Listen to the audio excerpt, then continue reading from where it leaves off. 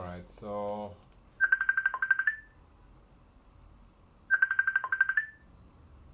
Okay. Cancel Facebook.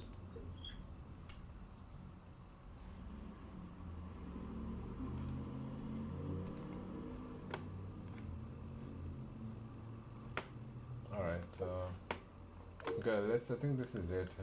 It's gonna be tough. Probably have to find a way to be accurate on this stuff. Um, but for now, I let's guess move on. more of them. More of them. Since you said we're gonna focus in this area, I guess we have to figure it out. Maybe just doing more of them, which should be good. Yeah, absolutely, absolutely. I will. We'll do one of the examples that you had yesterday. Take 5 minutes to do it. Remember, or you forgot? We move on. No. Let's do it. Let's do it. Let's do it. The Let me mortgage see. calculator, right? You can share your screen.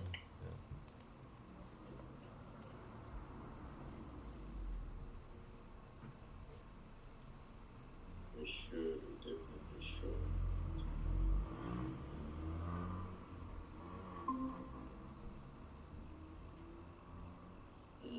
Mortgage. Which one is it? Could you please resend me the thing? You said not bank rate. Which one? It's Was on it your this one? WhatsApp. WhatsApp. Let's see.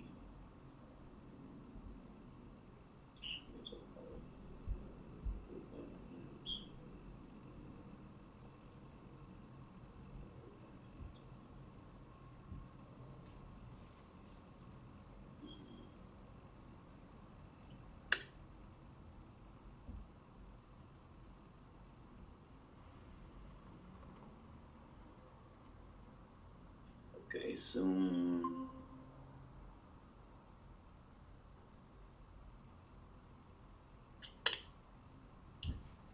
okay, so what did we do yesterday?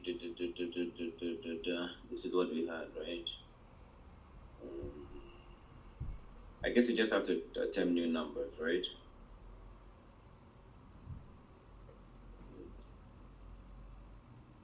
Give me some numbers. So give me some numbers. You forgot? No. I cannot do the same example. I didn't forget. I cannot do the same example because then there's no point. Did you forget? No.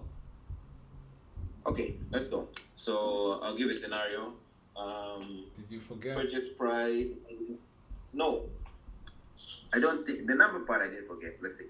Purchase price is 500. I would say purchase price is 500. No, we And did then something yesterday for at the end of the shift. Did you forget? you want me to use okay. You want me to use ChatGPT? Bro, you spent like 20 minutes at the end of the shift. Then you forgot. How can you forget today, the first thing? Okay. Mm, Plus, if you log in, you could have seen the same example. But I guess. yeah, but will it give me the even on the free one? Because remember, I don't know. You said something about the paid one or whatever, so I didn't. I have never signed up for it.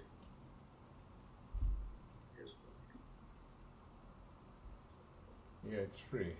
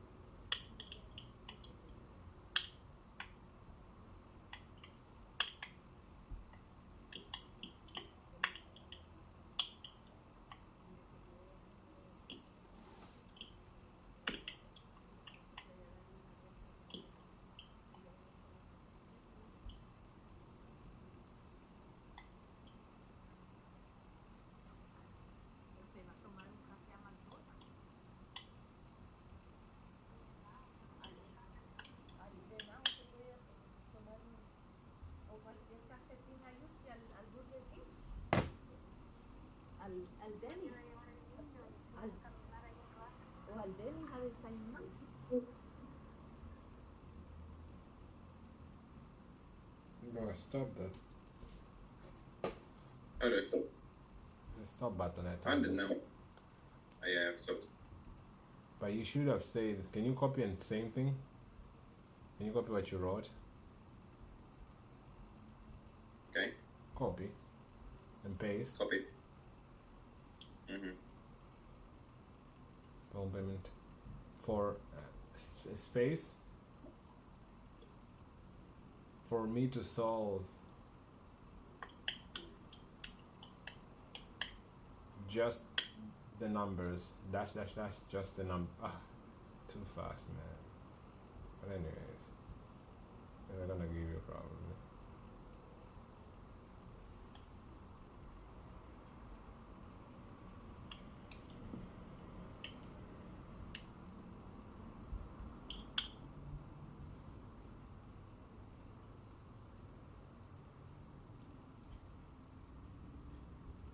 Still.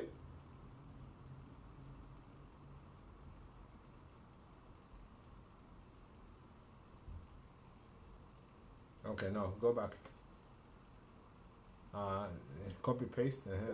Say, give me a question for me to solve. For me, you don't have to delete it. Just in the. Okay, yeah, there's better. Yeah.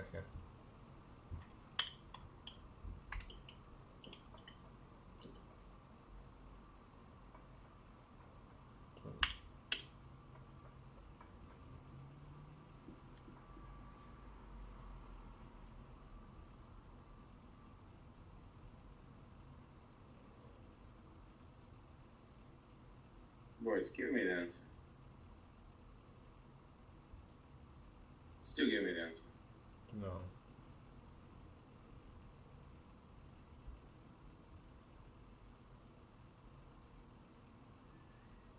Okay. So, market value. Bro, just use a pen and paper, bro. You don't have a calculator. Use a pen, paper, and calculator. That's gonna you're gonna switch screens until we forget about the whole question. Okay, so market value equals to 450. Mortgage balance. By 35, we should be done. And if we're not done, we're gonna continue tomorrow. 280 interest. 4%. And then term on existing mortgage.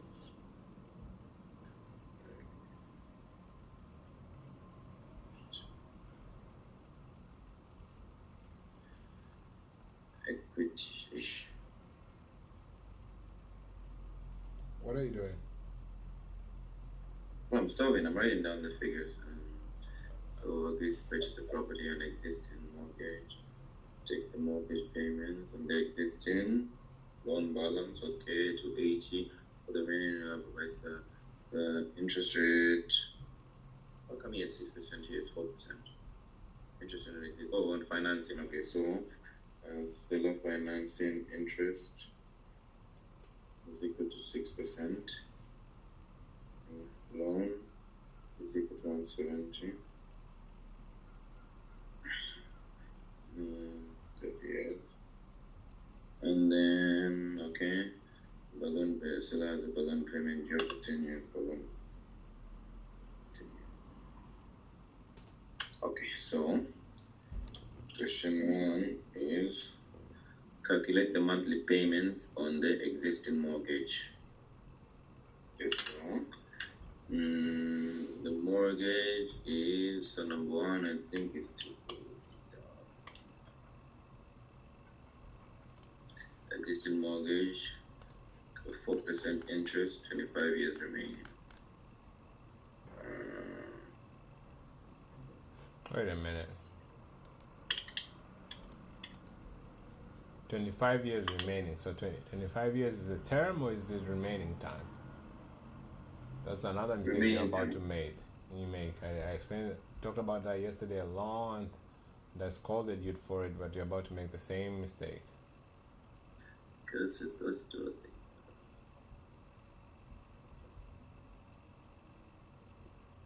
is the remaining time.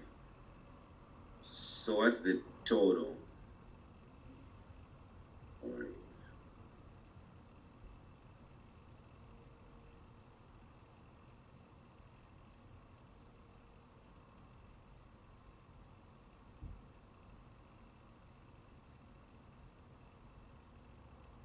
the monthly existing mortgage 24%, 25 years remaining. The mortgage term. What's the mortgage term? Yesterday we had the mortgage term. Okay. So how do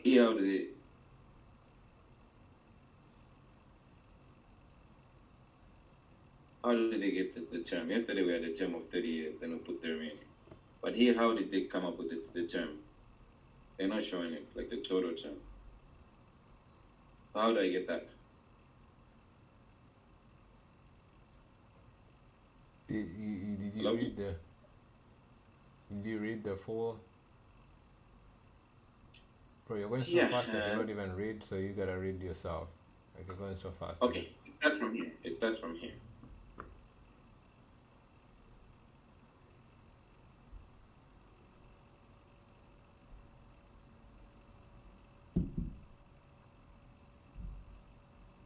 You good here?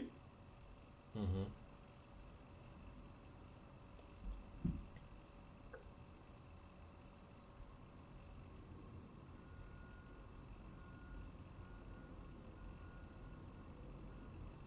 Okay.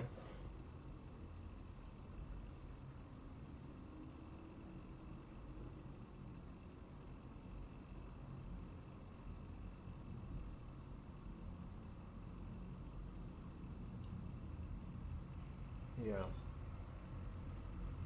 So now the question is calculate the monthly payments for the existing mortgage. So right now, on the existing mortgage, the term is 25 years.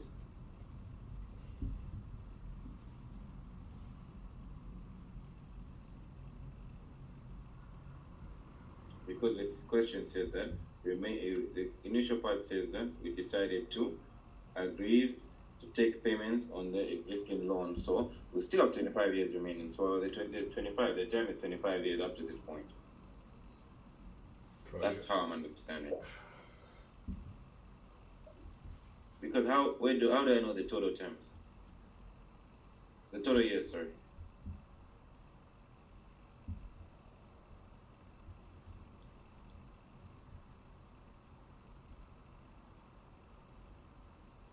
What's your understanding? Yes. My understanding is that the term, the remaining years are 25 years over here. So the 25 years is going to be the long term over here because it's only 25% part which we're taking over at 280. So here it must be 25. This is how I'm understanding.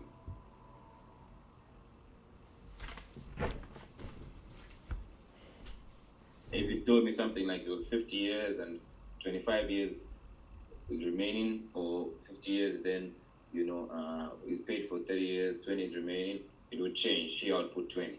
But now he's only giving me the 25 years, the robot. But that's my understanding here. That it must be 25. Because from today, there's still 25 years remaining.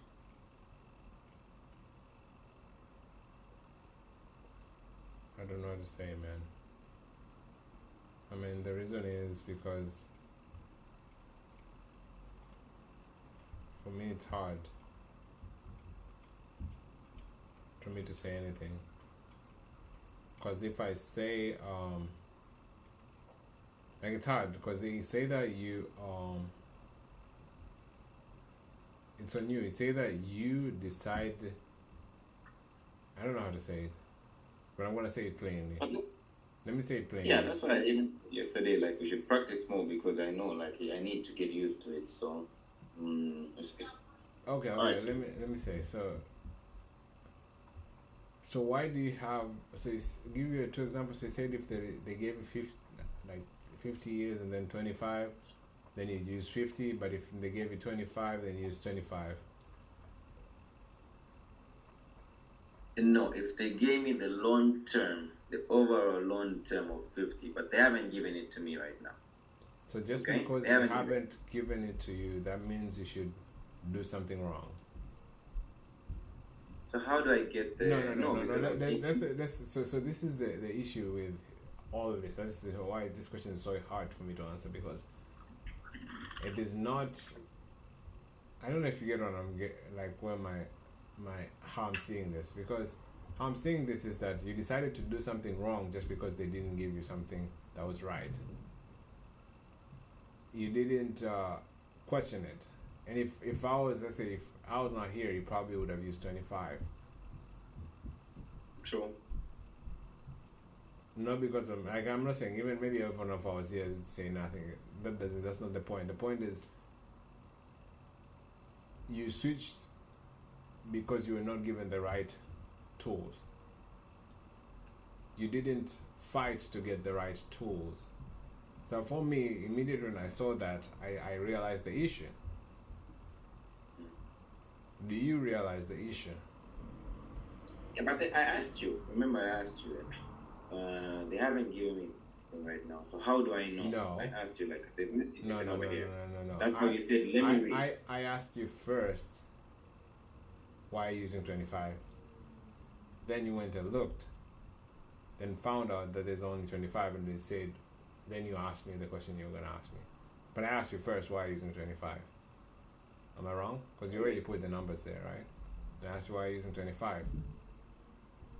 So, I mean, okay, that's not the point. Like, all in all, you didn't notice that was an issue, which we talked about yesterday a long time. Like, when you're assuming a loan, you assume the loan on a certain time remaining.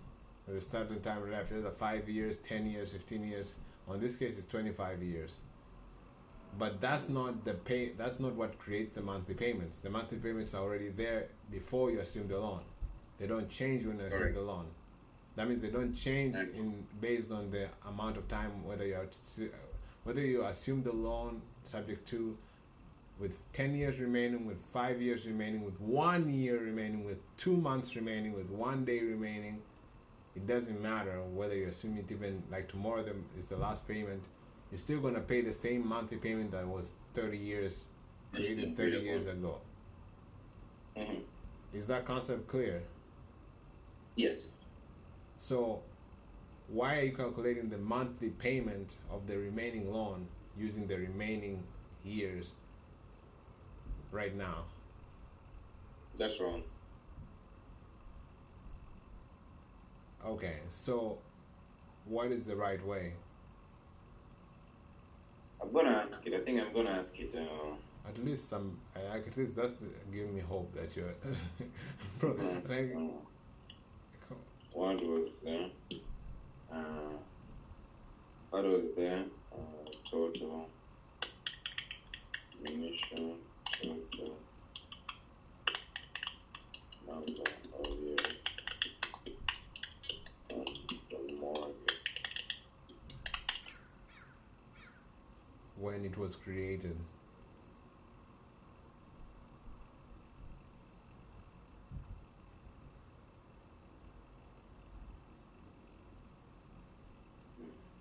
Okay, so you see, it's assuming that most mortgages are 30 years. Most mortgages are really taken out of 30 years. This is reasonable assumption. If no other information is provided. I see. So if you'd have used 25, it would have been wrong because.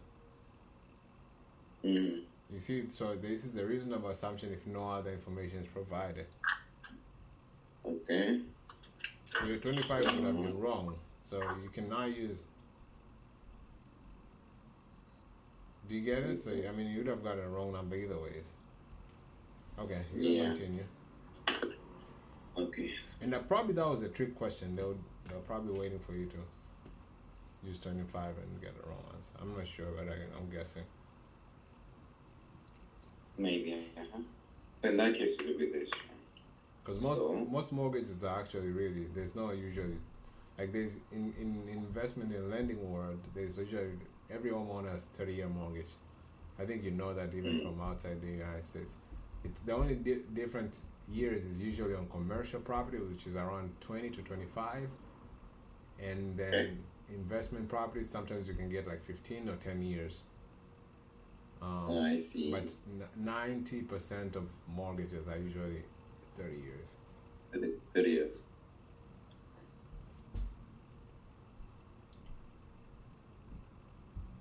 Okay, so that's the first answer. You want to write it down, I guess, on your pen and paper or whatever.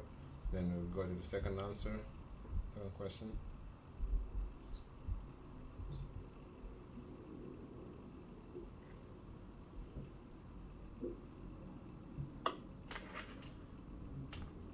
Calculate the monthly payment on the seller financing loan.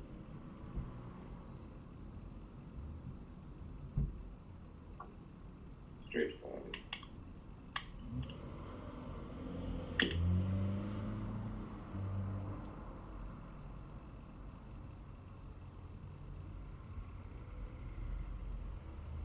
Down payment 6%.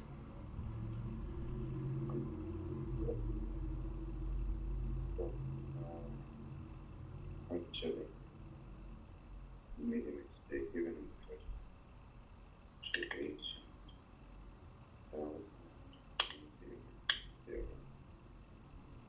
Interest rate, first number, 4%.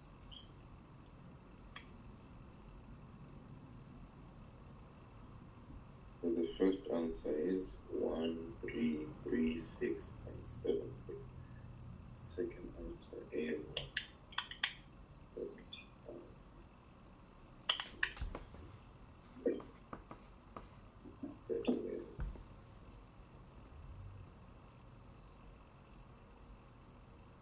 Second answer is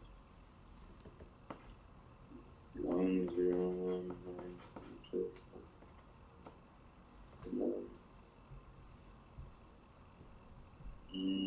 Third answer is calculate the total monthly payments, combining both. Calculate the total monthly payments.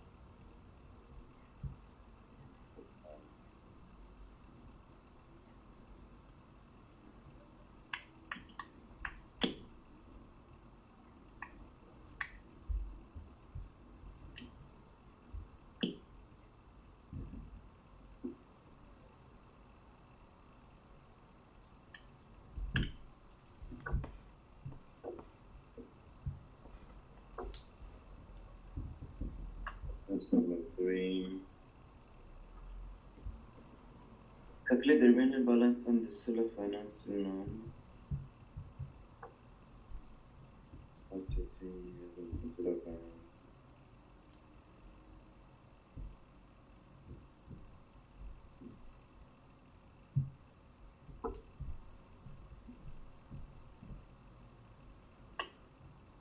Okay. I can say show me the answer. Show me the answer. Yeah.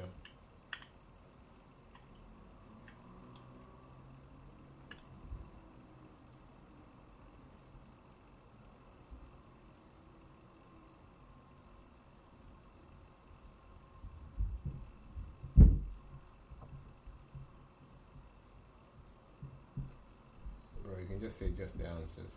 Just stop it and say just the answers. Or maybe you want the explanation.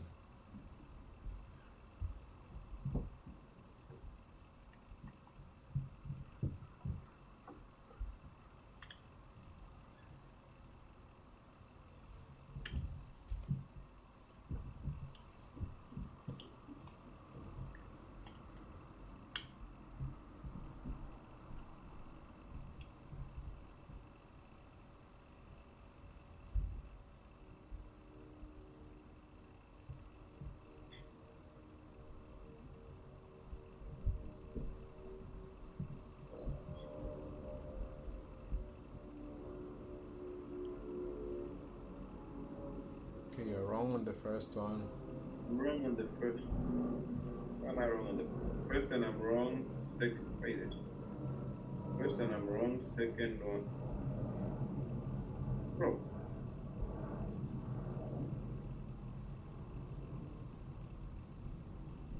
yes, here we go.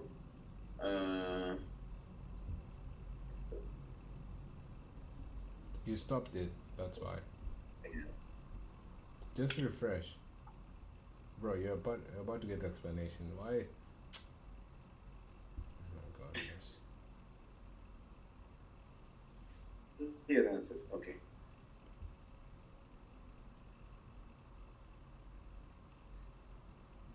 What 34% interest principal, 300 month remaining? Why is it wrong on the first one?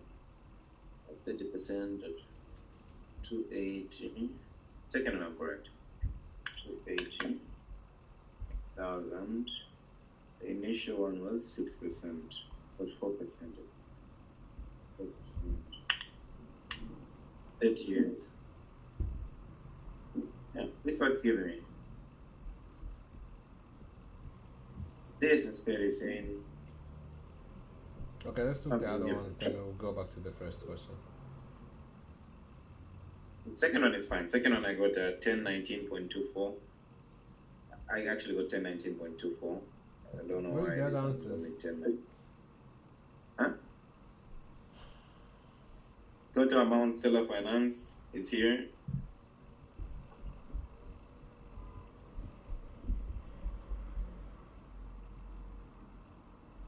And then the other question it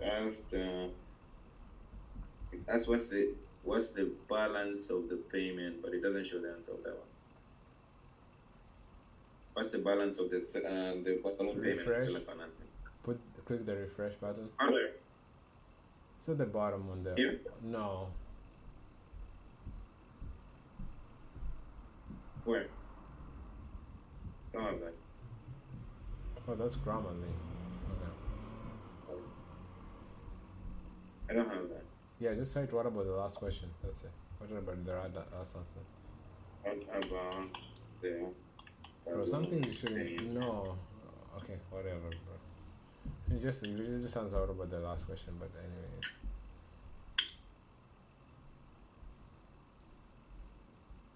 Now you're about to get in it.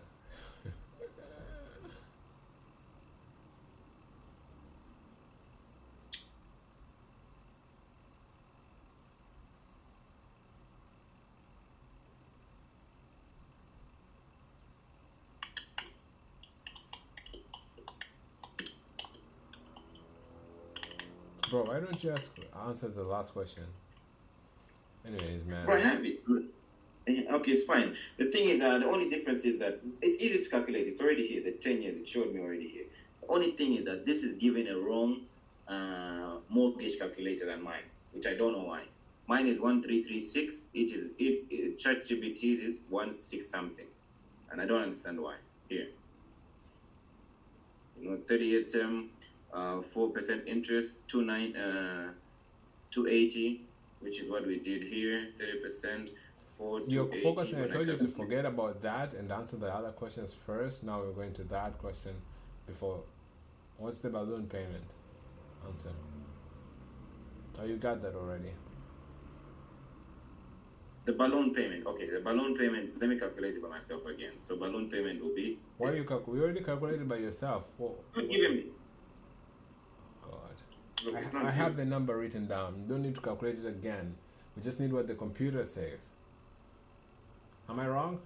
I think, did we not do all the questions? We did. So why are you calculating again?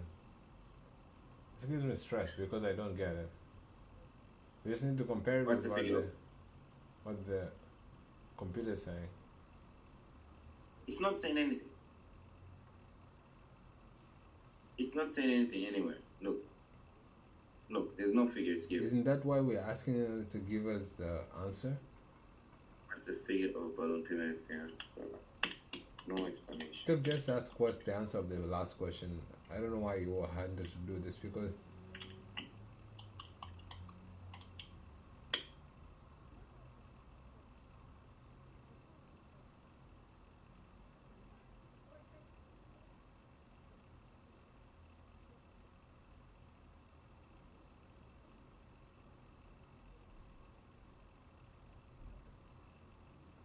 It's not. You're saying if you need precise amount, enter details into loan calculate later.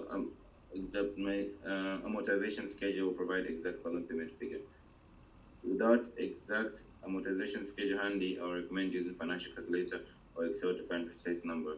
Typical 10 years. It's not given any number. Can you give me that Can you give me the number?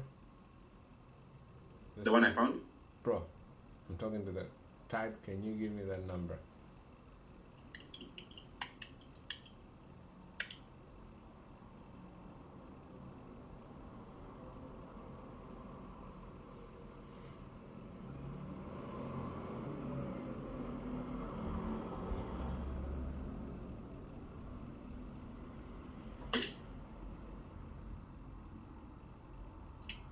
It gave me the same one.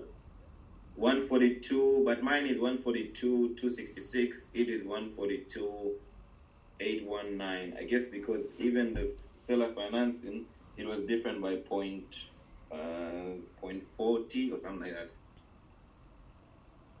Sure. All right, go to mortgage calculator for the first question. First to 80,000. I believe it was 4% here, 30 years here. Okay, put 25 years and see if it gives you the. Probably gonna give you the same answer that they have. 25 years. No, still mine is 1336. Theirs is what is theirs?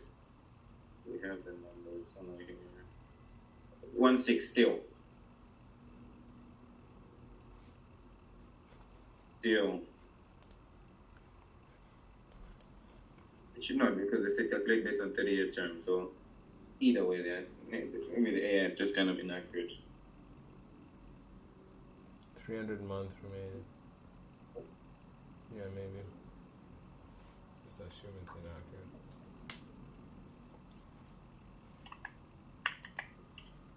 Let me try another calculator and see, but I think maybe it's inaccurate. How many months are in 30 years? 360 months. This one is calculating based on 300 months. Why? What? This one is calculating based on 300 months. You see, look. Why is it calculating based on 300 months? Calculate based on 30-year term at 4%. Principal of 280 and 300 months remaining. 300 months remaining is 25 years. Sure. If I'm not wrong. Because 5 years is 60 months. 12 times 5. 25, you're right. Yeah. Here we go. So, yeah, I don't know what's the. Wait a second. What about if it's including taxes? But wait, it's not given that information. Can I ask you, are you including the taxes on the mortgage? Sure.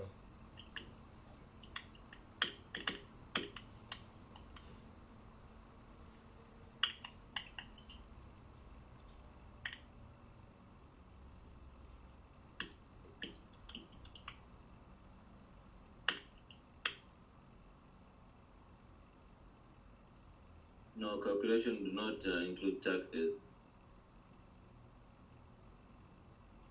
Ask why is it different from what I got? Right.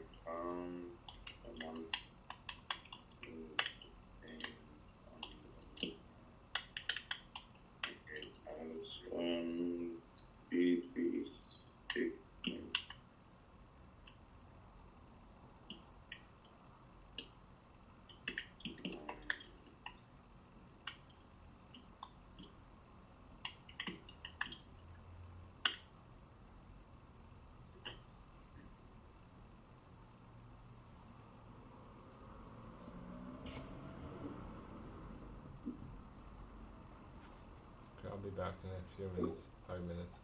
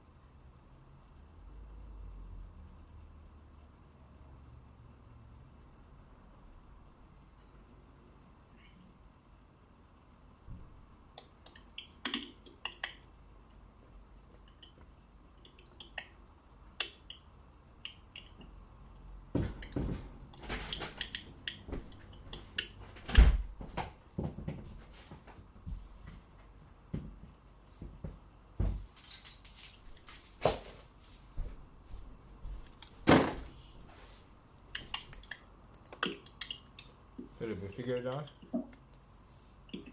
Um,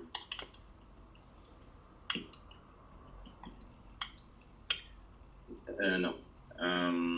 It's not giving me the answer. It just said that it's just giving me calculations. Oh, sorry. Let me shift my screen again. It's just giving me calculations. It's not. What do you mean it's not giving me the answer? Did you ask it for the answer? Yeah, it's just saying use a mortgage calculator. Then it's not giving me like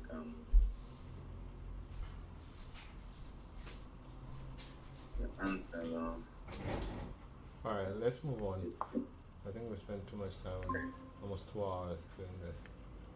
It's crazy. We'll take, gotta eat actually. Cut. Take a 10 minutes and then we'll be back to roleplay. I'm not. Or you wanna eat? I can eat it. You can? I don't know if my food is ready, but I'll prepare a document for my mom. But it's fine. I'll bleep later. I'll prepare a document for my mom. My mom wanted to send us something. Okay. So I'll see you in 10 minutes. All right.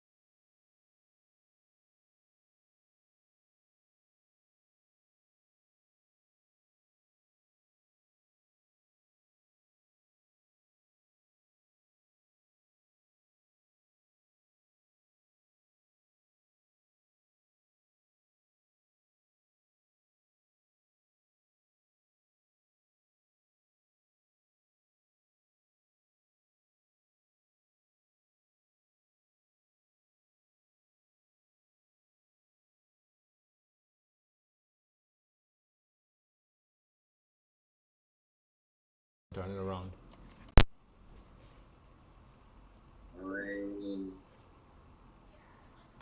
On the radio passing. Hello, ring ring. Hello. Hey, am I speaking to Joseph? Yes, who's this? Hey, Joseph. My name is Phil. My partner and I were looking for property to add to our Airbnb and rental portfolio, and I came across your property on 123 Main Street. I was just reaching out to you to see if you can give me what feedback, if you can let me know what feedback you've been receiving on that property. We didn't have much of feedback because the property was just listed yesterday. So, I mean, we've had quite a lot of calls from investors. Most of them are law offers, but we're not thinking of taking any law offers. Man, that's really great news. You just listed it and already your phone is blowing up. Sounds like the property is in demand. Now, what are they saying about the property? I mean, most of them they just mentioned that the fact that they like the property, they want to make an offer. They're probably going to come and see the property, but none of them have come to view the property. We right now I mean, if you want to see the property, I can arrange a date where you can come and view the property. Just let me know when you're available. Got it. Yeah, I can discuss with my partner, see our availability. So right now it's just been kind of like you get an offer sight unseen, so they don't really know what's going on the property. Now, is it currently vacant or are they still living in it? It's they have a tenant inside who was always on the month lease. Um, so yeah, the tenant has been there for a long time, and the probably I mean they can deliver. If you guys want to keep the tenant, they would appreciate that. But if not, they can have him move before closing. They already know we're selling the property. Got it. Okay. Yeah, I mean, obviously because it will depend on the situation with the tenant and how long they've been inside. Would you happen to know what the current rent rate they're paying is? No, I don't. You mean that the tenant is paying or the market rate? No, the current tenant is paying. I just want to know if if we were to keep them, if it will be, in our favor. Oh yeah, they're paying $1,000. $1,000, man. It seems a bit low on what people are paying in the area. I did do a couple research on it. Not really. I think most of the properties are actually around 800, 900. 1,000 is pretty good in the area. Okay. Now, seeing as there's a tenant in place, is there a specific date that the seller needs to sell by, or they just right now waiting for the right offer? I mean, they're ready to sell. They're investors, so they're looking to sell this property. They don't have any timeline per se. They know that the market right now is really good, so they're looking to capitalize on that. And also, like again, as I mentioned, like if you want to keep the tenant, you can keep them. They don't really mind any time to sell, and they understand the market. They understand that an investor is looking for a deal. I think, they price it accordingly. It's a good price, which will probably make sense for anybody who looks at as it as an investment and makes a good offer. Okay, makes sense. Now, they're investors, and it seems like they're getting a really, good rent out of this property. So what's got them looking to sell then? Are they not happy with the neighborhood, or not happy with what they're getting out of it and want to move to the next investment? What's the situation like? They're just looking to liquidate. Nothing major going on. Liquidate, got it. Okay. Yeah, that's a really good thing. So is this the last property that they got, or they got other properties that they might want to sell? You're asking if there's any other property they want to sell? Yes, because I did hear you mention that they will be liquidating the property. Yeah, they sold most of them, so this is the only one remaining. Got it. Okay. Yeah, I'll be really willing to at least help them out in getting this last one sold, and also helping you get this listing out of your hands. Now I know you had mentioned that you just listed it and getting kind of lowball offers from the investors. Time is up. Um, All right, let's turn it around. I have a few comments. Do you have anything to say? time, I'm beating time. Yeah, it was my first call, so I was kind of rusty. I feel I was kind of rusty, and um, I was following the like the structure. It's just I feel I was kind of rusty in finding words and all that sort of thing. You lingered a lot on some topics. You stayed a lot on some topics you Hmm. shouldn't. There were some spaces when you were between, like you were waiting. You paused. It sounded awful pause. Okay. And yeah, that's it. There was one more buzzing, but you're trying to make it fun, I guess, which is good. Yeah, But I'm trying to, like yesterday we established that they kind of make comments on every, story or comment or whatever. So that's really what I was trying to do. Like on each thing you say, make something comment or whatever. That's what I was trying to do actually. okay, cool. All right, so let's turn it around. I have 5 minutes. 36. 36. Okay. Ring ring. Hello. Yes, hello. Hey, is this Philip? This is he. Hey, Philip. I'm calling about the property I've listed on 123 Maple Street. Do you have a few minutes to talk? Yeah. Okay. Uh, so I am looking to buy this property personally for myself. I do purchase uh, property every 1 or 2 months and add it to my portfolio. I'm looking to add this one pretty soon. We purchased one like a few months ago, me with my family, and we're looking to add another one. And this looks like a quite good property for us. I wanted to get a little bit of details of what feedback you've gotten so far um, from the property. Um, yeah, we've got quite a bit of feedback on it. A lot of buyers are really happy with the property. They like the fact Nice. that it's downtown. Um, Okay. and it's downtown and closer to a lot of places. However, on the negative front, other people are also saying the fact that it's downtown, it's a bit Yeah. noisier for families, so they're not really happy with that. Yeah, for us, so we purchased like one rental like a few months ago. It was right in the middle of downtown. I think for that rental we purchased, the homeowner was moving out because they really hated the fact that it was noisy. But for us, like for example, if we were to get it like in a good location where a lot of working, middle age, tenants, it really works out really well for us because we can easily rent it and it stayed occupied throughout the year.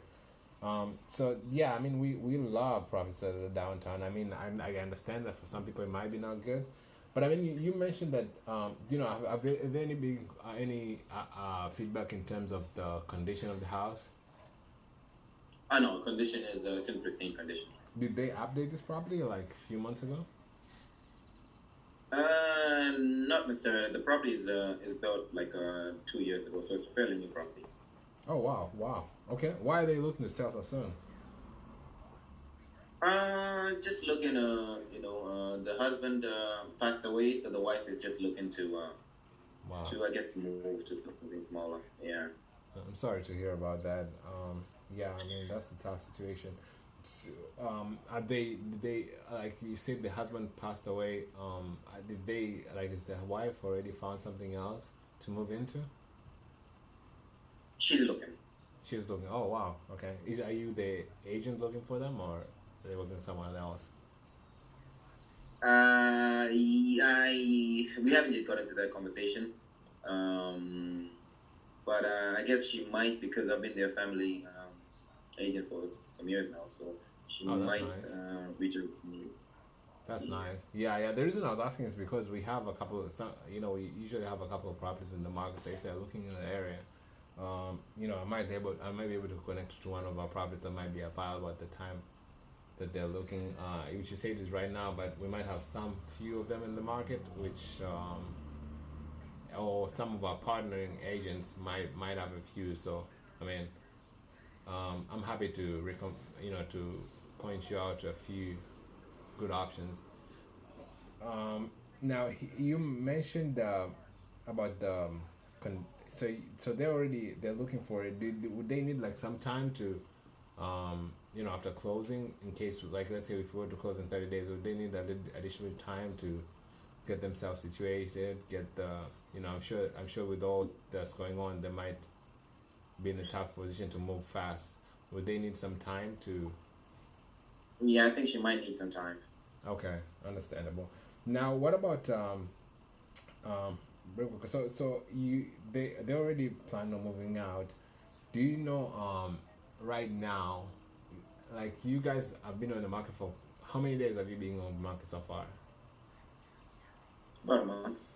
About a month, okay. And now it looks like a beautiful property. I mean, is it I'm guessing the reason is it the reason why you haven't sold because of like the buyers are having an issue with the property being occupied?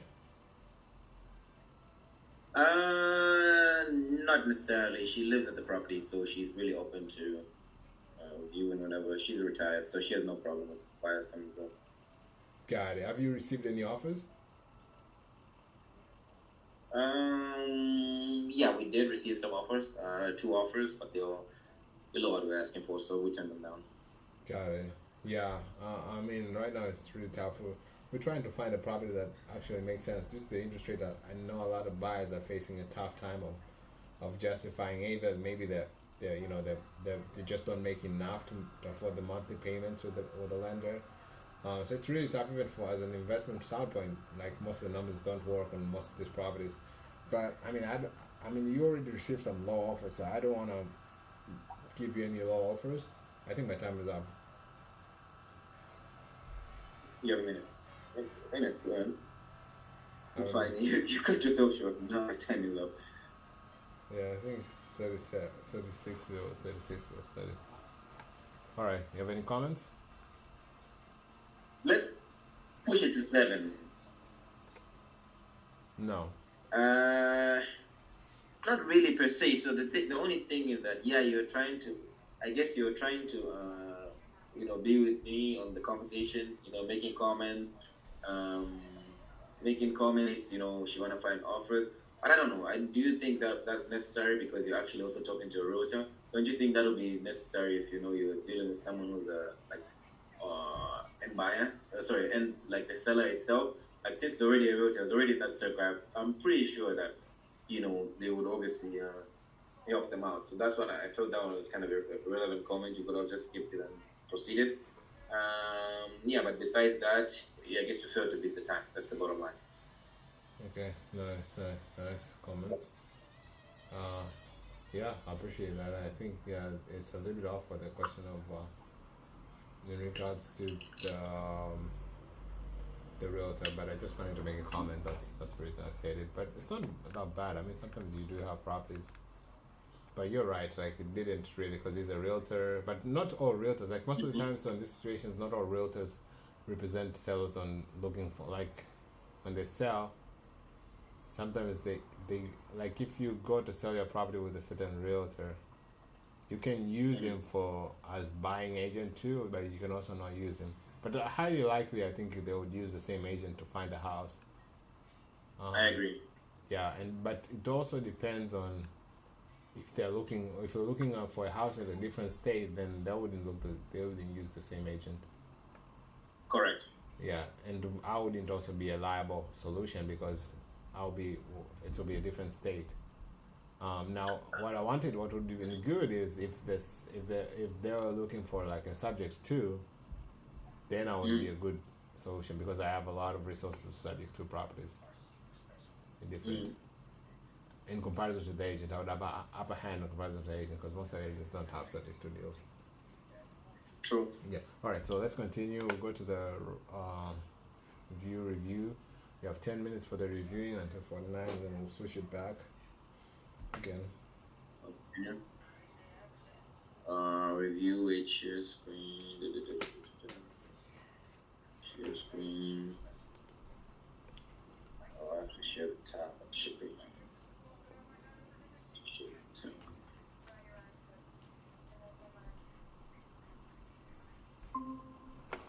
I'll send you an email. That way I can just kind of frame it out and you can see it on paper. Okay. And then maybe we can hop on another call after you go through it, and maybe it'll make more sense, like actually seeing it. Yeah. Okay. Okay, that sounds great. Cool. Do you want to just text me your best email, and I'll have that over to you in like maybe an hour or two? Sure, sounds good. Cool. Well, I appreciate you taking the call. You bet. Talk to you soon. Bye. All right.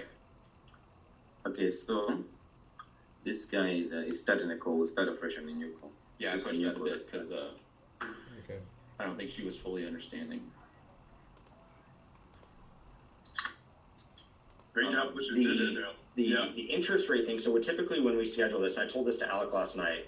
So in typical transactions where there's seller finance portion where they have a substantial amount of equity, which is what you have, there's two ways we can typically structure it. And when we originally discussed the original offer, the first way we decided was to increase the purchase price and do principal only payments without interest on the equity. And then what we ended up settling, the other option was to purchase it at list price and add an equity number, an interest rate to that equity to make you more money on top of your money, which over time is going to get you a larger. He's explaining here. I don't know if you caught the conversation midway, but he seems to be explaining like the whole process. Sale price. And then what we finally came down to and agreed to was that we're purchasing the home for $50,000 more than list price today. And then we're adding on an additional 3.875% interest on the equity. Typically that doesn't happen. Typically it's usually one or the other. So typically in these transactions, the seller finance portion, when we purchase homes, will increase the list price, but the equity portion does not contain an interest rate on there. It's just the raw equity that's paid out over time. And I get. Not to cut you off, but I mean, I do understand this stuff. And I appreciate what you say. You say typically, and I understand that reflects your previous deals and your previous experience. I don't have that to draw on, and so this Totally. is my organized first transaction. And so I think that these last two items, I'm assuming the third one is going to be the call on date or when the notes due, where you have to sell or refinance. The balloon. Yeah, the balloon. So thank you. The monthly payments, as far as what is 775, 750, 1,000, 6%, whatever.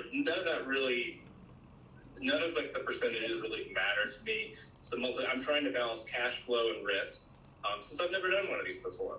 So I'm definitely willing to negotiate on that, but I think that can be negotiated in conjunction with the balloon date, 40 years or what have you. Yep, totally.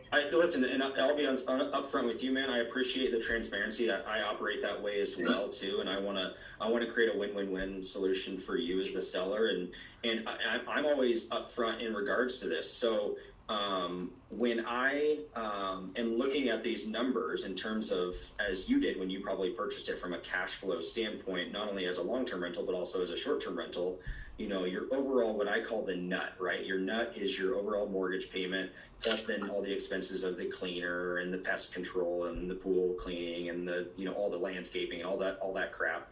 That gets to a place where there's I call it the nut. So like usually, I try and forecast a certain cash flow percentage overall.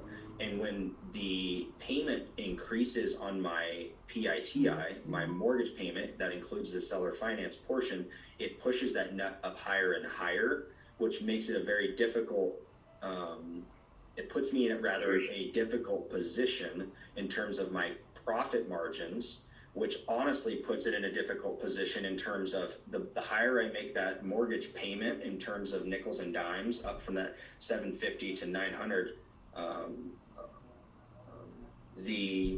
that portion, you add in all the utilities, you add in all the pest control, it starts adding up to where it's going to start getting close to a profit margin in terms of the short-term rental side of things.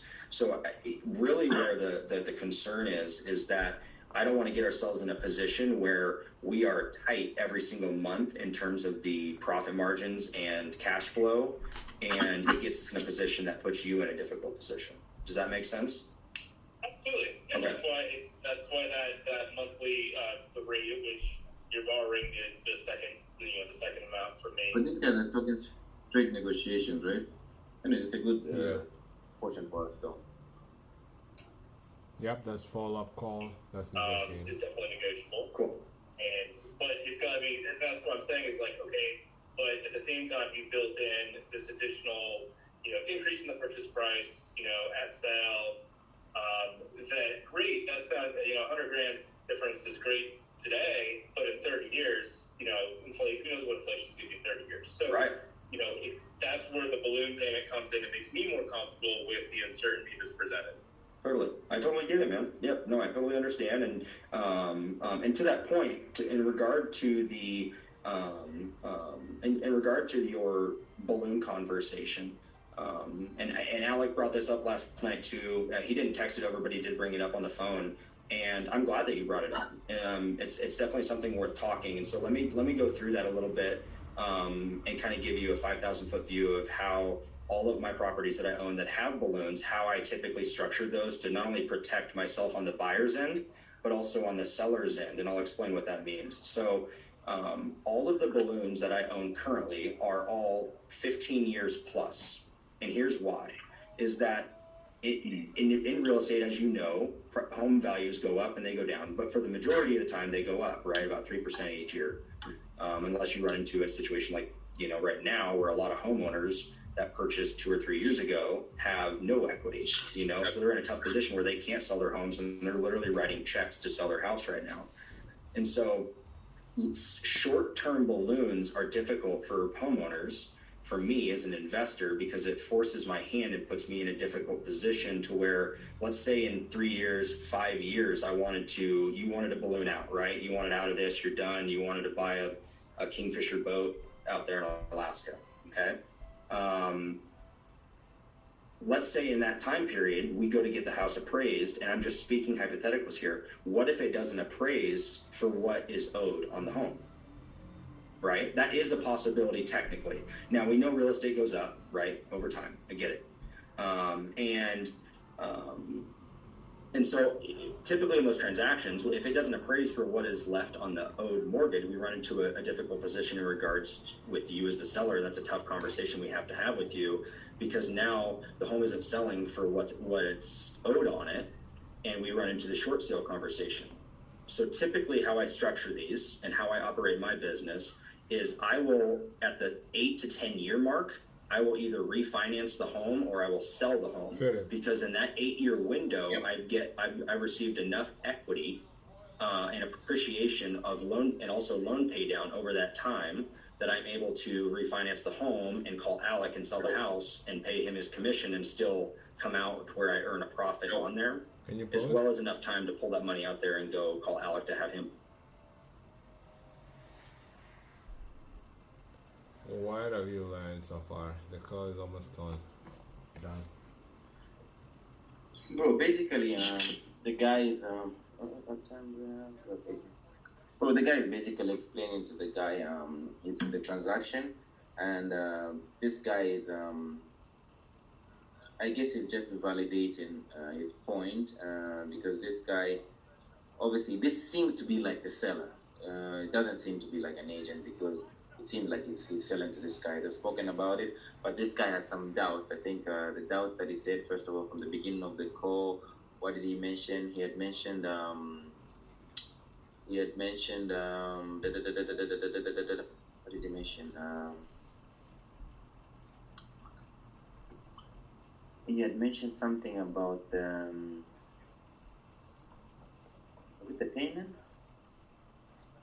I think it was was it the payments? Was it the payments? I think it was the payments, yeah. Then this guy was saying like, yeah, based on the payments, however, like the interest rate wait, let me start again. But this guy is validating the guy, like trying to show him proof. This guy has some doubts. Seller has some doubts. This guy appears to be the seller, not the agent.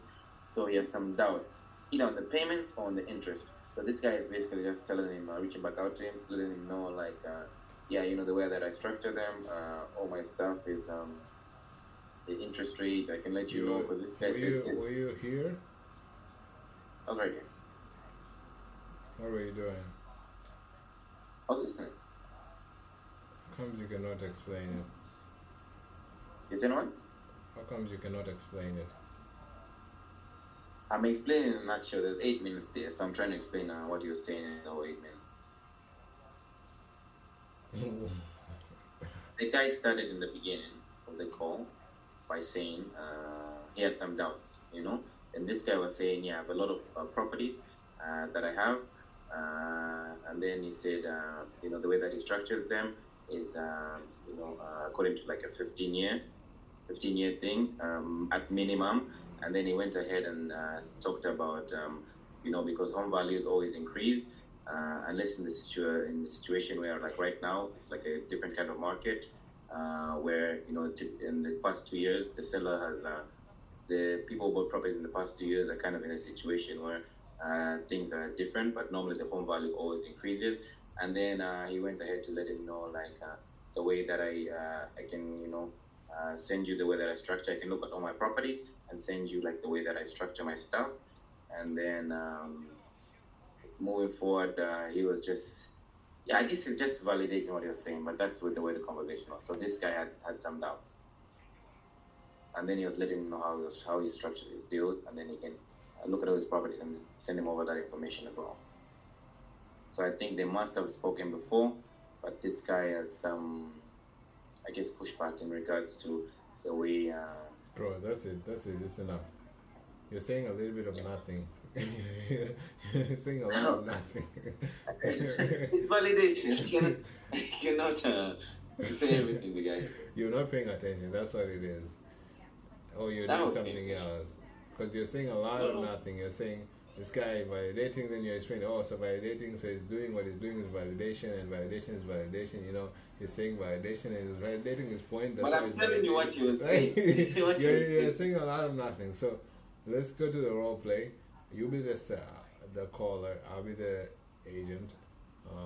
Put a ChatGPT prompt. I'll put a ChatGPT prompt. I'm gonna send you the prompt on the Google chat, and then you can paste it when it comes your turn. Ring ring. This is you call. Actually, let me start. Hello. Hello. Yes, hello. Hey, is this Philip? It is. Hey Philip, how are you doing this afternoon? Good, how are you? Good. My name is Joseph. I'm an investor. My partner and I, we have a small fund that we use to buy rental properties, as a long-term rental investment. So we've been buying a couple of properties in the area. We actually purchased one 6 months ago, and we're looking for another one to add to our portfolio. So I wanted to get in touch with you to kind of. I saw you have this property listed a few days ago, so I wanted to get a little bit of feedback of what the market has been saying so far. Sure. Yeah, pretty much. The market has been saying that the property is really well maintained. They like the upgrades in the kitchen and bathroom. So all the views have been positive. They're just talking about how spacious it is and how they love the neighborhood. So yeah. Cool. Was it a recent update or is this like original condition? Yeah, no, it was recently updated about 2 months ago. Oh, nice.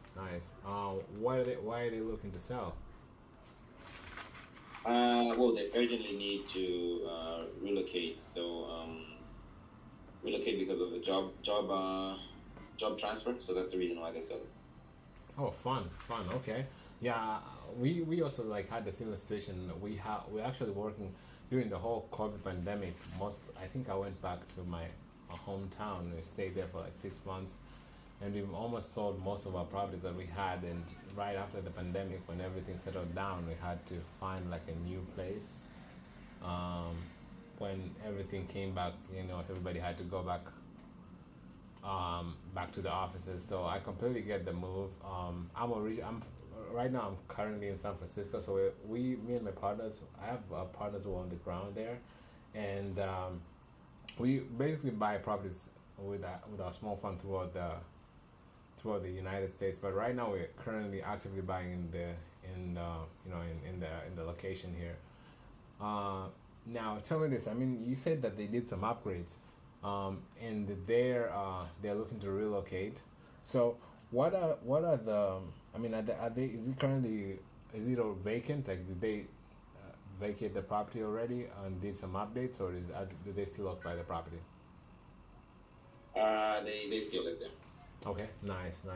I mean, so from the I mean the few days that it's been on the market, have you guys received any offer? No offers yet. Oh, no offers. Wow. Yep, no offers. Just people love the property. They always follow that same. They'll give us offers, but they haven't really got nothing, like no solid answer, neither like a verbal offer or a written offer. No, none of it.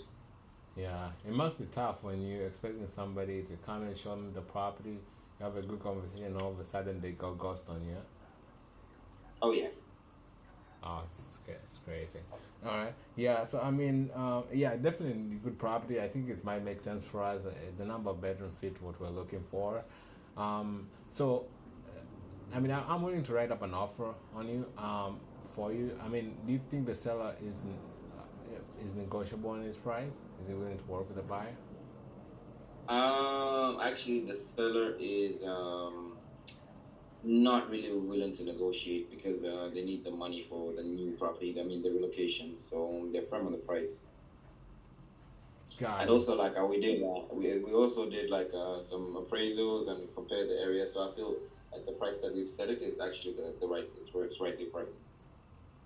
That's fair. That's fair. Okay. So yeah, I mean, I'm gonna definitely you know, do my calculation and see where a number will come at. But I was thinking this. So we recently we've been experiencing a lot of, especially on homeowners that have, you know, really good properties, and the market has tanked down a little bit. So we're switching our strategy to acquiring properties. You know, because most of the market, like most of the areas in the market, like the sellers are not getting really what they want for, due to the fact that due to high interest rates and many other factors that are causing, you know, people to not be able to afford what the seller, you know, is asking for. So we've had to pivot our plan or our you know, buying to accommodate that shift, and we currently are buying a lot of properties subject to and seller finance. Do you think your seller will be open to hearing an offer and subject to a seller finance? No, they're not interested. It's just cash. Okay, have you received offers like that? No. Whoever comes in the offer, just let them know. You know, I don't want to waste anybody's time from the beginning. Yeah. Because the time is up. Okay. Yeah. Go ahead. What comment? At least you're almost there. No. You're almost there. So that's. But that's not the point. I think the point is having a good call, whether you're there or not there. I think you're looking at it wrong. I think even if you don't True. reach there, if you have a good call, it's better to have a good rapport than to reach at the end and you have not. Nothing. Yeah, so I agree. I don't really think like the key should be focusing on the issue to the end. Anyways, yeah. Anything else? Yeah, I mean, it was a smooth transition. I mean, you transitioned smooth throughout the competition, so I wouldn't say like anything negative on that. You transitioned Really? smoothly. I think you're lying. Yeah. Why would I lie? Okay. I'm here with you. We're trying to do it together. So why would I lie to you? I feel like the transition to the subject 2 was awful. I didn't even know it. It was just quick. Okay. I should have used an example. That would have been- all right, let's turn it around. You have 5 minutes. 54. I'll 11:04. I'll cut you off. Lauren? Hello. Hey, Joseph. Who's this? Hey, my name is Phil. I am actually looking for a property for myself to add to my rental portfolio, and I came across, looking at the pictures here on the MLS of the property you have on Main Street. I mean, it looks in really great condition. I'm assuming there's no major repairs needed. I mean, it actually needs a lot of work. We've added some self-disclosure on the MLS. Are you an agent? I know I'm not an agent, so I have no access to the MLS. So that's the reason why I called to see if I Yeah, can pick so- the brain and see if I can get more information. Though there is a couple of information on the MLS, but I mean the property is in good condition. Do you have an agent to represent you? No, I don't have an agent. Okay. So I'm happy. You can represent me both in the buy and in the sell. You can double represent. I mean, I'm open to something like that. Yeah, absolutely. I mean, the you know, I mean, I wouldn't mind representing you, but just for the sake that I want to be, you know,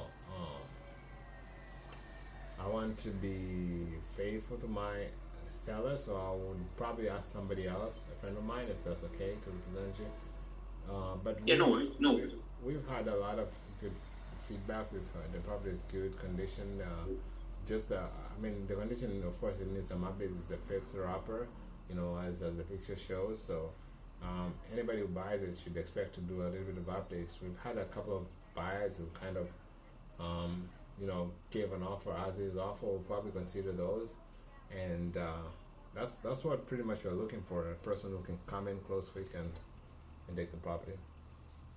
Do you have any estimate of how much it will cost to get it up to 2024 standards? I mean, they say like 10,000, so it's not too much. Got it. Okay. Yeah. Now you said it's a fixer up. I'm assuming that there's no. It was probably like a tenant occupied, or it's just something that's been vacant for a while now. Are you saying was it on tenant occupied? Yes. Is it tenant occupied or is it vacant?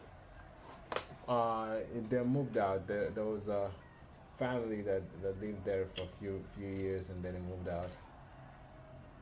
Okay. Perfect. So then, in that case, it's vacant right now. So I'm assuming they're just looking for the right offer, and they'll sell as soon as they get it. Is that right? Yeah, I mean, it doesn't really matter because they're already at another place, so they don't really mind. I mean, if it stays, if it sells, it's good. If it doesn't, then it's all good. Got it. Yeah, I'm assuming that having it vacant, the better off getting it sold. That way, they don't keep on paying taxes on it. I mean, if they're not looking to do anything with it right now. But I'm actually kind of surprised that you know, it was giving them income, and then they just decided to sell it once the tenants left. What changed over there? I mean, nothing really. They you know, it was given, of course, it was giving them income, yeah, but they right now, because they have one child coming on the way, so they want to focus on the family more and just regular job. The husband is a software engineer, so he's looking to get more focused on work, and then this was more like tenants and toilets and everything was just a distraction for them. Yeah, I mean, I just got a child also recently. I know they're a handful. I mean, man, they take a lot of your time, so I completely understand it. You know, having really? to juggle between work. How old is your child? About 6 months old. Wow. Okay. But my wife's a stay-at-home wife, so she, you know, and I work from home, so it's kind of easy on our part. But still, I mean, it takes a lot of our time because they need a lot of attention at this point. Yeah, so, they do, especially when they're young. Correct, I agree. Now you mentioned that you got a couple offers from other investors that you're considering right now. Are you gonna move? Is there any flexibility on that price that you have listed? Are they negotiable? I mean, yeah, I mean they're negotiable. You know, they understand that this is an investment property. They understand that most of the investors are gonna come in really low, but they want, you know, they want to make the most that they can make. That's what I can say.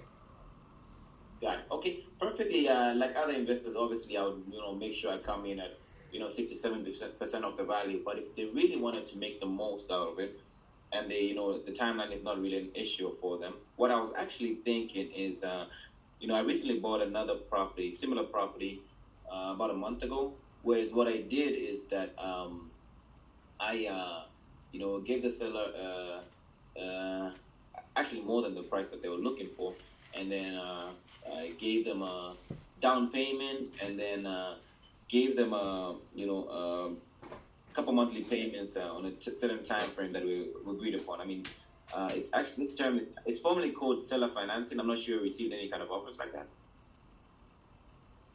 You mean creative finance, finance? Yeah, creative financing. Is that something that you've done? They don't want to do that. Okay. Time's up. Yeah, I mean, it's obvious.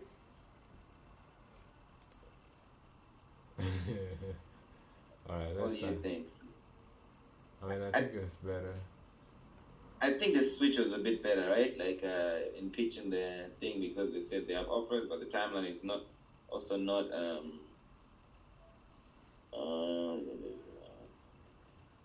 yes, they switched the subject too, but I think it was a bit better though. Okay, cool. Let's continue the video. Yeah, it was better for sure. Active. Buy me another home. And so that gives me enough time in terms of the market cycles to be able to do that. And so I think Jonas and I would be open to, if you're open to it, a balloon in the 10 to 12 year range that would allow us to prevent us from running into an appraisal issue with the home. And I understand where you're coming from. You know, to give you a little background, I bought my first house in '07 in California, right after the market crash. Oh geez. It was great. I mean, I got a bank foreclosure. It was the rock bottom. The neighbors had bought in 04, and they were paying through the nose in comparison, you know, between 04 to 07. Great neighbors, working class, blue collar folks, and we lived there for 5 years, and in that 5 years, we were able to sell for over, at least 30 to 50% more than we purchased it, and the neighbors were out of being underwater within 5 years. And I only tell you the story just because I understand, showing that I understand the cycle you're talking about. Yeah, and to your point too, like if let's say in 4 years, interest rates come back down to a reasonable number, and market prices or home prices go up, who's to say I won't refinance the property before the balloon even gets inflated?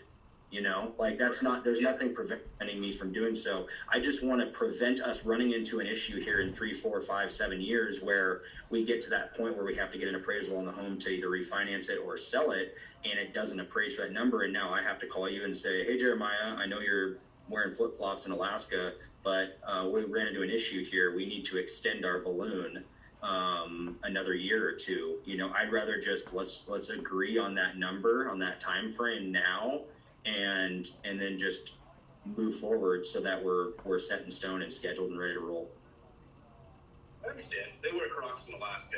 Yeah, that's so true. Yeah, dude, in 4-wheel drive, you got to put that heel cup in. That's for sure.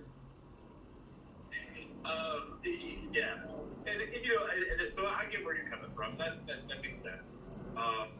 I obviously 5 years, like what we told you, is what would make us most comfortable. Sure. But I don't think that it's out of the question. I'll tell you 5 years would work if this was like a flip property. If it was completely torn to shreds and I was going to use you as transactional lending and turn this house and then do a quick cash out refi in 2 to 3 years, 100% I would agree to that 5 years and just say how we do and keep it moving. Correct. So, I think we could be a little more flexible with that, but I think 10 is getting up there for us. But I understand you've got to meet us in the middle too, or we got to meet you in the middle. You guys want to meet us in the middle, but that's where we can balance out that balloon payment with that monthly payment that you're paying us above and beyond the mortgage. Okay. That's fair. Okay. So, I think that's just where we gotta move in that middle, find that middle ground where we want to be and what works for both of us. Okay. Was there anything else on your end? That's pretty much what Alec and I chatted about last night. Yeah, that's where we're at. I think right now I'm still waiting on us to get back to me on what my tax liability is going to be on all this. Okay. That's less of a concern for me given the amounts that we're talking about. Right. Yeah, we would love to move forward with you guys once we find like a mutually agreeable, deal. Okay, so I will. I'll chat with Jonas here offline. He's in a cafe right now, and it's super noisy. So I'll chat with him I'll chat with him offline here and see how he's feeling about everything, and then get back with Alec and see if we can get this thing written up here before Margarita Hour, and see if we can get this thing moving forward. That'd be fantastic. Right on, brother. All right. Thanks so much for your time, guys. Thanks, guys. Appreciate y'all. Later. Take care. Okay, what comment do you have?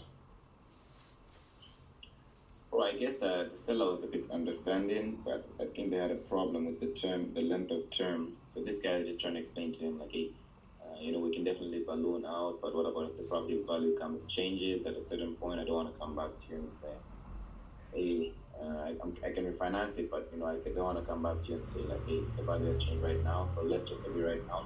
I was just trying to convince him to say, like, it's better we agree right now. So if anything changes, which comes down to that same thing that you were saying initially, like, sometimes the market can change, sometimes like the last 2 years kind of people, but here it's better we agree. So if anything changes, negative or positive, I mean, at least we've already come to an agreement and it's fixed on what we're paying for, but we can definitely balloon out. And yeah, I mean, he was just trying to create a situation where the seller is happy and he's happy with the terms. So trying to understand how best he can, this guy, Landon, can structure the terms to make the deal work. It seems like the seller is open to it. Yeah, what terms did the seller want? I think the seller wanted a quicker balloon. And the quicker balloon and a shorter time period. Why are you saying the same thing twice? A shorter time period and a quicker balloon, what's the difference between those two words? Bro, this guy was saying to him, like, I structured 15 years, but I can balloon before that. 15-year minimum, but I can balloon before that. The seller wanted it to be the term to be shorter. You see, the seller wants a shorter term, not the 15-year. Not how the much? 15-year. How many? What's the term the seller wanted? I don't remember, but it was below 10 years. It was below 10 years. All right, let's go to another call. Yeah, it was 5. It was the seller wanted 5. You said 5 really pushing it. I mean, 10 really, really pushing it. Then it was like, but I think we can meet you in the middle.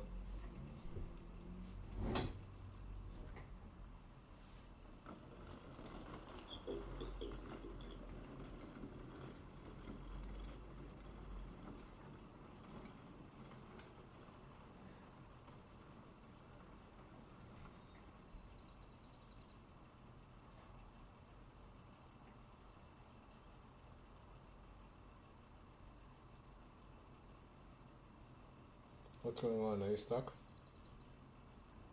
No. It's moving. It's about to switch to the next call. It's the same guy who's going to be calling. That guy's unmuted.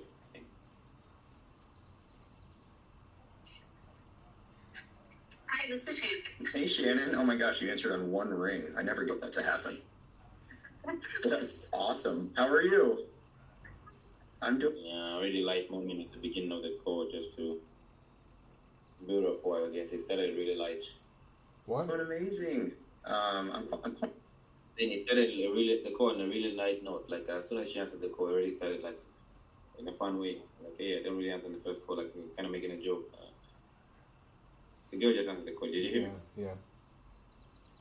What about one of your listings here? The massive 6-bed, 4-bath house you have here. Yes. It's a massive house. This is awesome. It's a beautiful house. Do they still live there? Yeah, they live there. They're trying to move out as soon as possible. Okay. Oh, really? Are they heading somewhere warmer, or what are they thinking? They're moving to Vancouver. What? Oh, so they're staying They're close. saying something that I'm not saying it. What's going on? I'm saying he's going straight to the question in do they still live there? Like say, oh, massive property. Do they still live there? He had no intro though. Yeah, I think they will do that. Yeah, It's no. because they already built a post, so he asked a little bit of questions. Because they already built like a good connection. Right? From the beginning, huh? Yeah, so then he's probably gonna do the intro, but you don't have to do it like right away. Hello, I mean, if you, it depends on how it goes. But yeah, anyways, continue. Yeah. Okay, cool. Right on, just across the river. Way cool. Well, I'm over here in Bend, but I'm an investor up in the Vancouver, Portland market, and then up in Spokane as well. And I saw this one has been on market for, I guess, only just over a month, but it really fits the bill. I partner with a company called ALE Solutions. Do you know who that is? I do not. So they're a temporary housing company that they partner with State Farm and Geico and all of our homeowners insurance companies that if your and I's house burned down or flooded or whatever it may be, and we have a family, they can't put us up in a hotel room. It needs to be like kind, so they'll place us in homes. Okay, role play. I don't know if you wanna go first. Okay. Yeah. Okay.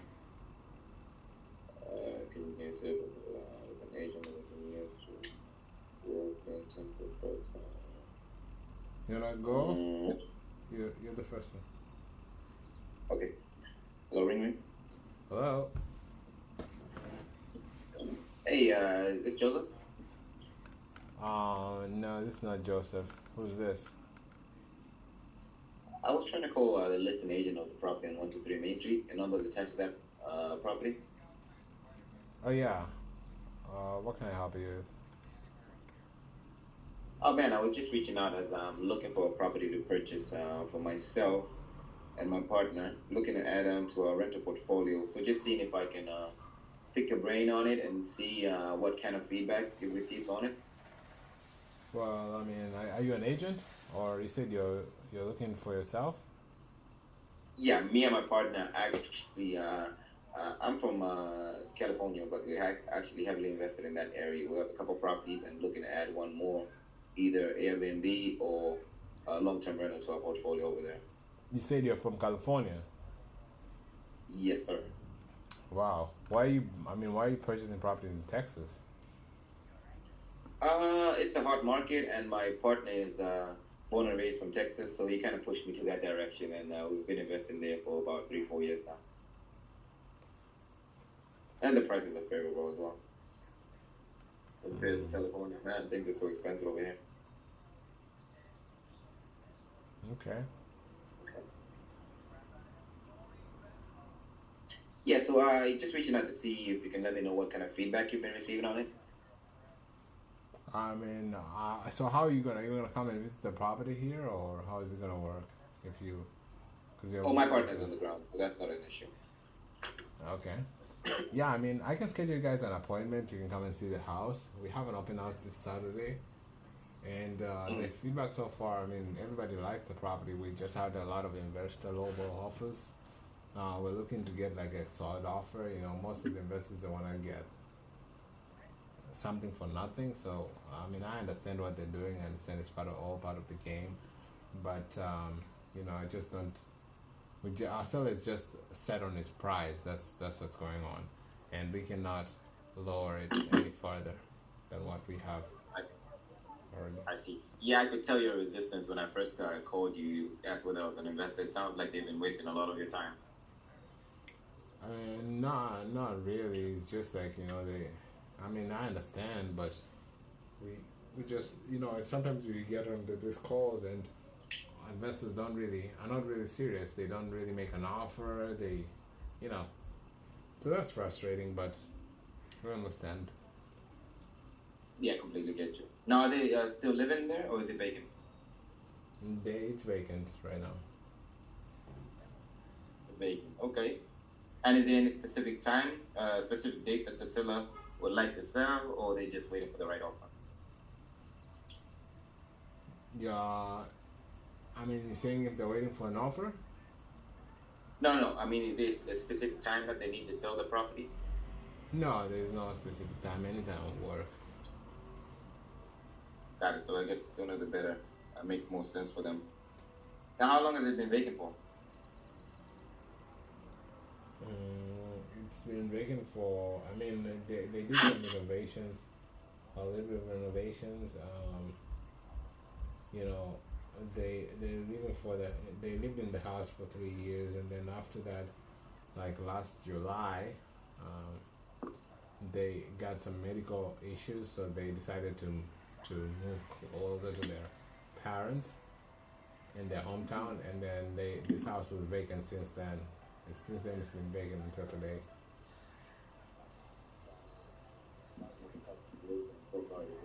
I cannot hear you. I'm saying it sounds like a tough situation, so I'm so sorry to hear that they had to move, because it seems like they put a lot into the property and then they had to move. It sounds like a really tough situation.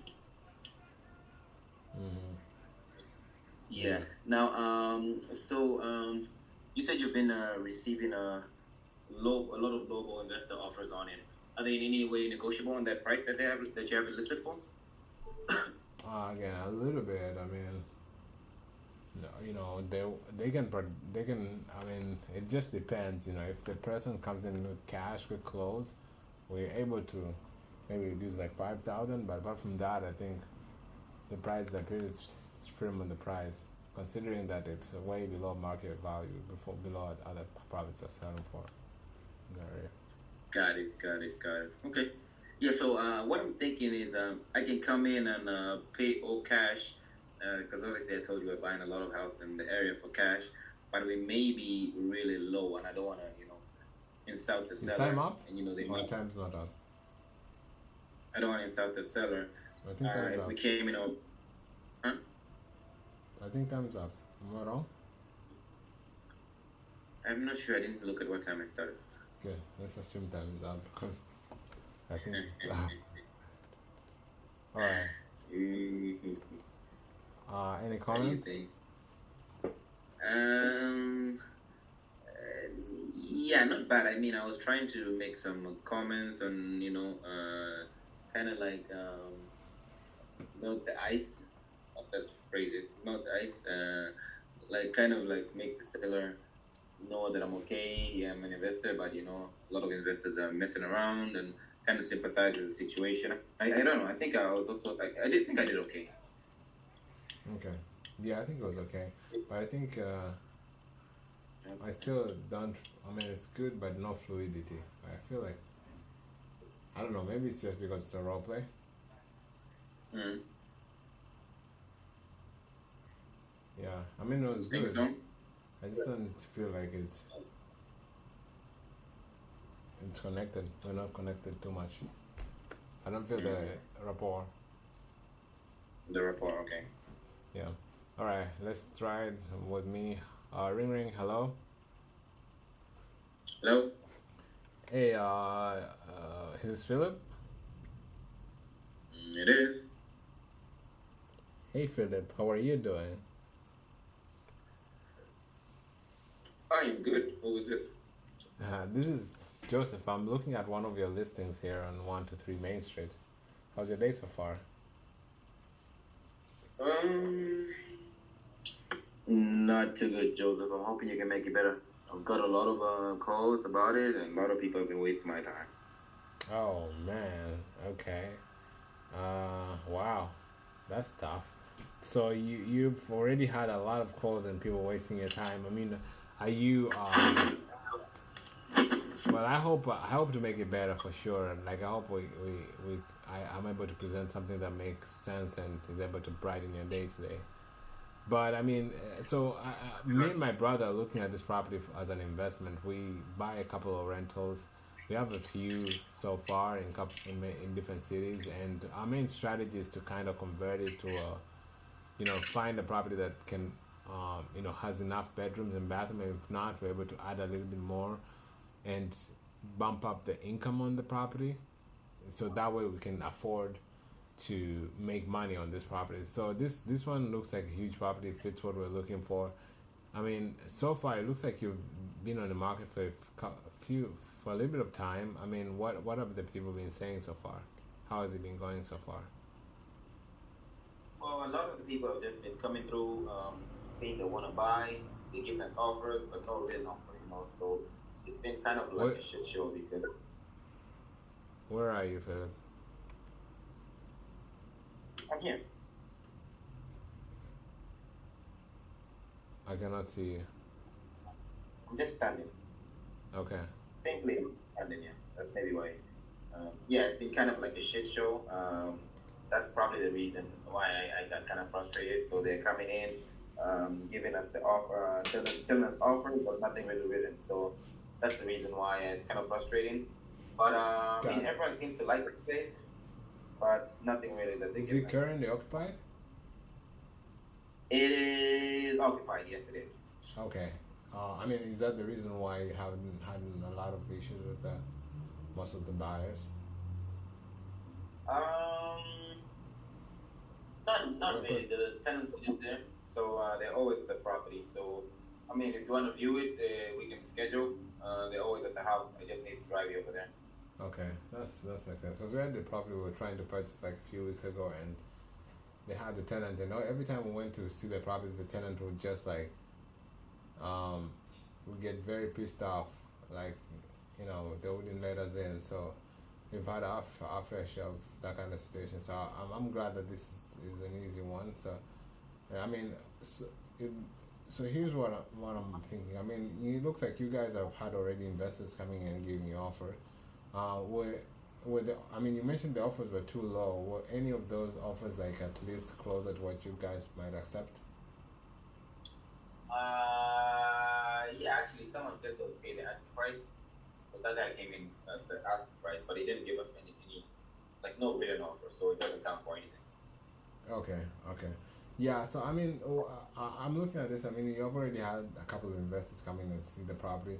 You know, there was a property we purchased like a few months ago where, you know, it was kind of a similar situation. The property needed a little bit of updates, but not too much. You know, it was not really in disrepair. Somebody could easily move in.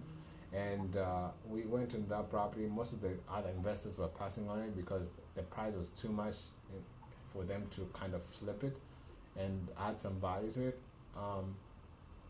But for us, since we're looking for properties that need, you know, just a minor repair, not too much, and we're able to pay more due to the fact that these properties, we're going to turn them and keep them, not like flip them back. We don't need to really renovate the property. So we came into that property. We took over there was an existing loan in the property. We took over the existing loan, and the loan stayed in place, and we were able to purchase the property. So everything the title was fully transferred to us, and both of the properties subject to. Do you think the seller will be open to doing something like that if we give them the asking price? Nah, we got an offer like that. We turned it down. Oh, really? What was the issue with it? They just not comfortable doing something like that. Okay, got it. So, I mean, you've had offers like this. So, I mean, at this point, have you guys received any offers, any other offers apart from like low offers and subject to? Yeah, I said there was a person who gave us the offer of the asking price. Yeah, but he didn't sign it. He didn't in any contract. So, was he an investor? Actual homeowner. Oh wow. He may be looking. Yeah, he may be looking for the money. That's the reason he didn't come back to us. But I mean, nothing yet from him. Yeah, man, it's tough for these homeowners, especially right now when they have like too many options. You know, if it doesn't make sense for their buybacks, it's hard for them to take a second look. But I mean, I like the property. I think the property is really beautiful. It makes sense for us. So I mean, if we were to make an offer like a subject to offer, what do you think would make them enticed to do an offer like this? Look at your time. I'll give you one more minute. I don't think they would do an time, offer like this. Time is up. Why are you saying give me one more minute? I can continue. I was actually going to continue until you never. I don't know if you're not paying attention, or maybe it's between that gap when I stood up to stretch. Motivation. That you lost some time, because I mentioned like about the offers wasting time, and then you asked me again about that. You asked me I think twice about the offers when I let you know like, hey, we'll be receiving these offers. We got asking price kind of guy, and you spend a lot of time on the offers. Yeah, I'm not sure if you're trying to get to the subject too quick. That's the reason why you're dwelling on the offer or what. But I just feel like you spend a lot of time on the property. You didn't even ask me about condition. You didn't ask me about condition at all. You didn't ask me about motivation. I don't remember that. When I just told you like investor offers, you focus on investor offers, cash offer, subject to, that sort of thing. That was your main focus of the conversation. Yeah, true. That's how. That's very true. Okay. That's how. No problem. Let's go to our. You're gonna continue the video for 10 minutes. We'll go to one more role play and then we'll break. Going to be sure. Yes, it is. Why are you going forward, bro? You just gotta play. I don't know what's going on. Okay. for 6, 9, 12, 24 months while the repairs are happening to our house. And they'll even furnish it, which is crazy. Nonetheless, I have an amazing partnership with them, and they're in search of 3 homes in the area that fit 4+ bedrooms and 2-car garage is really what they told me. And they have 4 kids, husband and wife, no pets. And so they said, please find us a home. And so now I'm in the process of trying to locate homes that can fit the family, and I can turn into an awesome rental property. Okay, cool. And so I saw this one here, and it fits the bill. So I wanted to call and pick your brain about it and kind of hear what the feedback's been of people walking through it. Yeah, well, it's a flag lot, so Yep. people don't think that. Right. I think it's a good way to ask it, like the way you asked it, to see your feedback on people walking through it, because like it's kind of open, that feedback question, because if you ask feedback, they can say price as well, and they cannot say that part again. Then you have to ask it again in some situation. But if you ask it like feedback of people walking in, it's kind of different, because now it's most of the feedback on like the negative stuff or the positive stuff they're saying about the house. Wouldn't you agree? Yeah, I agree. In comparison to what though?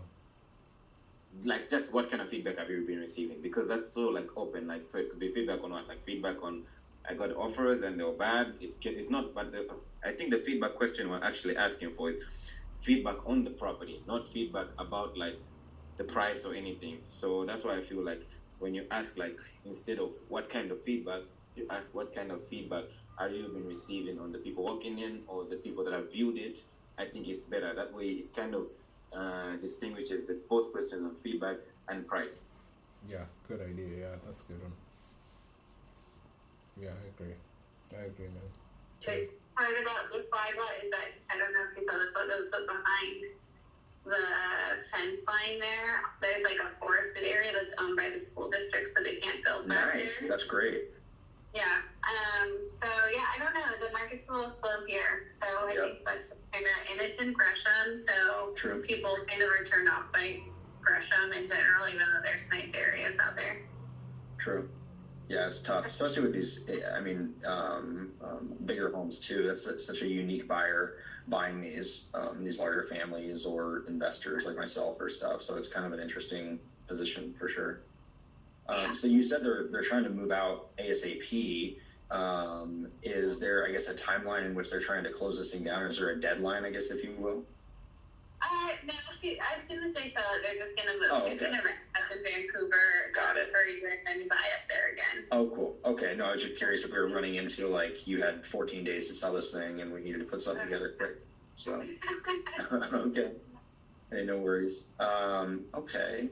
Well, shoot. And so, I mean, when did they buy it? Did they buy it? Almost 2 years ago. Oh, just under 2 years ago. Oh, okay. Yeah. Got So it. she moved she was dating someone and she moved up here, or down Gresham, and now she's moving back to be closer to family, so. Got it. Makes complete sense now. Okay. Interesting. So a little bit about me, my wife and I, Caitlin and I, like I said, we're investors. We have a few short-term rentals and then long-term rentals. And then now we're kind of dipping our toes and have a few, I guess you would still call it midterm rentals for this company, ALE Solutions. And then we actually have a couple sober living facilities he's too, repeating the intro again. that we have Oxford House operate. What was that? He's repeating the intro again after going to. What was the question he asked before? Yes, condition, timeline, and then he asked about the timeline, and then he's like, the woman was like, not really. She recently got was moved because of a relationship, and then now she's moving back to Vancouver to be with her family. And then in the beginning he didn't necessarily say the intro. He asked when did they buy. They saw that it looked like they've bought it recently. No, he asked how long have they owned the property? Then the woman said 2 years. Then she explained that they were in a relationship. How she was in a relationship. That's how she moved there. Now she's moving back to be with her family. Then she said, "Okay, completely makes sense. Yeah, that's interesting."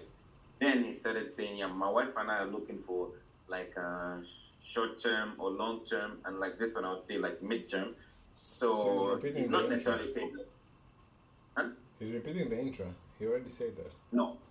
In the intro, he said that he talked about the company that he works with that is looking for. And here he's talking about the company too. Did he? Continue when I hear. Just wait. No, don't even go back. We don't operate it. That would be so much to do. So they come in and they rent out the house, and we just rent it out and do a master lease with them. And so we've been dipping our toes in that a little bit more. Yeah, you're right. Yeah, but I mean, it's You're the right. same thing you say, pretty much, but they just repeated the intro. My point, other point is that sometimes you repeat the intro to kind of having a talking point, I guess. Okay. And let's see, I want to see what he asked after that, to see if you... With these bigger sized homes, 5-bedroom plus, for the midterm rentals as well as the sober living. And most recently, what we've had to do because of the knucklehead lenders and interest rates is we've been purchasing a lot of our homes. So he's introducing subject to using that. Just to strengthen it up, right? Yeah. On seller finance and subject to stuff. They don't want to do that. Shoot, somebody already called them. Oh, did they? You've been getting beat up with that? Yeah. Oh, I bet. Yeah, I just saw it was purchased like 2 years ago, and I'm like, shoot, well, maybe they're low on equity, or maybe they're, open to that. Or, She doesn't care losing money or oh, geez. or she just wants to be closer to family. I think it was a bad breakup. Oh, yeah, that's rough. And are you playing therapist in the middle of it? Okay, good. We just bought a house. We just bought a house in Vancouver there where the husband and wife, it was a divorce situation, and so we purchased it, literally her passwords for everything were divorce 2022 money sign. And the agent was like telling us as we got further along, he's like, I feel like I'm playing middle therapist of this entire thing because he's on the loan, he's on the note and all these things. And so he was like, man, this is a lot. So I was just curious if you were in that same role and position, because it seems like agents are sometimes put there. Yeah, no, I try not to be. Smart. Stay away. Yeah. Okay. Well, shoot. Well, yeah. I mean, I'm interested if things change. I guess over time, I'd love to stay in touch with you, and then any other future properties. Because, like I said, I need to close on a couple homes in the next 30, 60 days for these families, and so I am interested in finding things for them. And so I'd love to stay in touch with you on maybe some other listings you have or whatever it may be.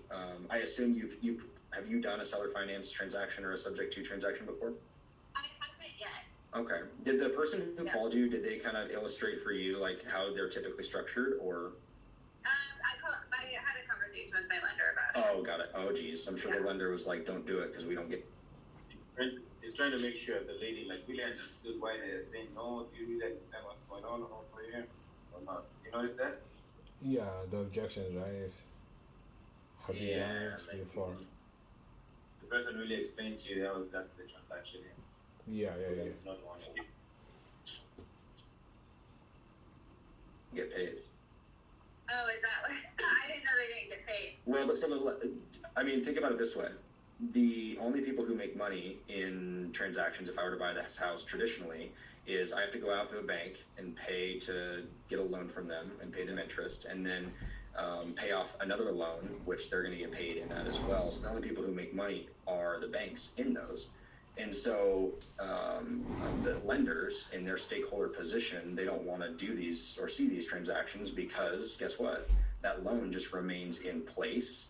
Or if there's no loan in place, like I don't know this seller's position at all. Like I know nothing. So, let's say they had a $700,000 loan, if we didn't do anything with it, the only person making money in the transaction is the lender who's the loan pulled out on right now. You know what I mean? So that's why lenders are typically like, no. But like I said, we've done a dozen of these or so, and through a paddle company. We work with Chelsea Jane over in Hillsborough. You can stop now. So I would. Okay. Yeah, he's trying to convince. Yeah, he turned it into. He turned into Jiffy. He's trying to paint the lender as a bad person as well. Like like don't listen to your lender, Yeah. But is that right? What he's saying? What? But it's making sense. It's saying sometimes the lenders they're not making money out of this transaction or whatever, and that's how really they make money. So there's nothing beneficial. So they don't really support these kind of transactions. Yeah, Makes that's sense. true. That's true. It's true because the lender doesn't get paid if you do subject to. Yep. And especially if you think about it, most of the mortgages, it's not like the real lender, it's the broker. It's the same broker who gets commission from the bank. So if you ask a broker who gets commission from a bank, he's gonna tell you, don't do it because he doesn't get paid. It's not like a real direct bank. If they support a lot of these transactions, I guess they'll be losing a lot of business because if a lot of people start doing this, so they won't really rely on coming to lenders to get those kind of stuff, right? Yeah, same thing even what happened a few months ago when interest rate rose. So most of the lenders went out of business because nobody was getting loans. And they depend on people getting loans in order for them to make commission. So Right. let's go into role play. We'll start that. And then we'll go ahead with you and then we'll take a break. Right. Ring ring, hello. 5 minutes. Yes, then hello. it's 6. Hey, is this Philip? It is. Hey Philip, how are you doing, buddy? I am good. How are you? Good, good. I'm looking at one of your listings here on Zillow.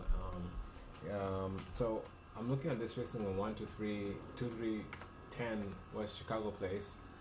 Do you have a few minutes to chat about it? Yeah. What's your offer? Well, it's a beautiful property. I'm actually want to present an offer to you. Of course, I have to run my numbers, but I see it's a beautiful property. It's well updated and well maintained. I'm looking at it as an investment, to add it to my portfolio. We buy quite a few rentals. We have a few in Chicago, we have a few in San Francisco. I'm originally here in San Francisco. So I was taking a look at this. It looks like a nice property. What are the feedback what feedback have you gotten from the people who have walked through it? Okay, now you said we. Are you representing a company? Do you buy as a company, or I'm not understanding? Yeah, so I work with my brother. We raise funds internally in our family, and then we use those funds to put as a down payment on properties. And currently we've managed to buy like 3 or 4. So we have 2 in Chicago and 2 in San Francisco, and we're looking to add 1 more. And potentially like this, we'll be able to produce enough income for us to supplement some of the expenses that are in the house, and also to help us, invest in our retirement. Got it. Yeah, the only reason I asked is because I want to know who's speaking before this building. Yeah, absolutely, man. Okay, cool. Have you gotten any feedback so far? Yeah, I just recently listed it. So one guy came in yesterday, really loved the property. I think he should be submitting his offer later on this afternoon. So we're just waiting on that to see what number he comes up to. But he loves the area, loves the backyard, loves that the rooms are spacious. So the updates as well. The seller's been there for about a year, but before he left, he kind of changed the bathroom. So there was like a shower, but he put like a jacuzzi in one of the master bedrooms. Oh, nice. He was looking to go all in on this house, huh? What happened? Yeah, he's an investor, so he just moved in. That's what he does. He moved in. Took a few updates, trying to see if he can make more money out of it. Yeah, got it. So, okay. Is he afraid of getting a huge capital gains after selling this? Because, I'm sure he must have gotten like a good profit out of it. He's going to probably get a good profit out of it in comparison to, it looks like you mentioned like he did a lot of updates on the property, so. Yeah, he's looking for either a cash offer, but ideally what he's looking for, just because he doesn't, he lives a bit far from the area, so he's looking to get, if he can get like a 10-16,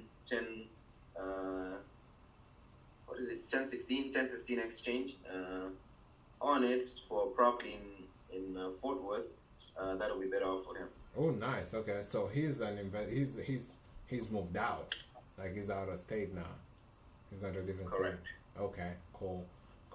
Well, yeah, I'm definitely interested in this property. So you mentioned like he already was he living in the house? Because you said he did some updates and he left. Did he have some tenants in between, or did he? Is it currently vacant? It is vacant right now. Oh, nice. Okay, cool. Yeah, I mean, we purchased the property a few months ago, and you know, it was a similar situation. It was well updated. The owner actually they had a job transfer, so they immediately like after they bought this house, stayed there for a year, had it like everything was well established, and all of a sudden the guy got upgraded. The house, I think the company moved to a different location, so they had to move to. So it was a sad situation for them, but we were able to come and purchase the property at that time, and you know, they're also moving out of state. So we in that situation, like I think they needed like something like 1 month to move out and stuff like that. So we had to delay closing a little bit. So I mean we don't mind if we need to delay closing, but it looks like the seller here they've already moved out.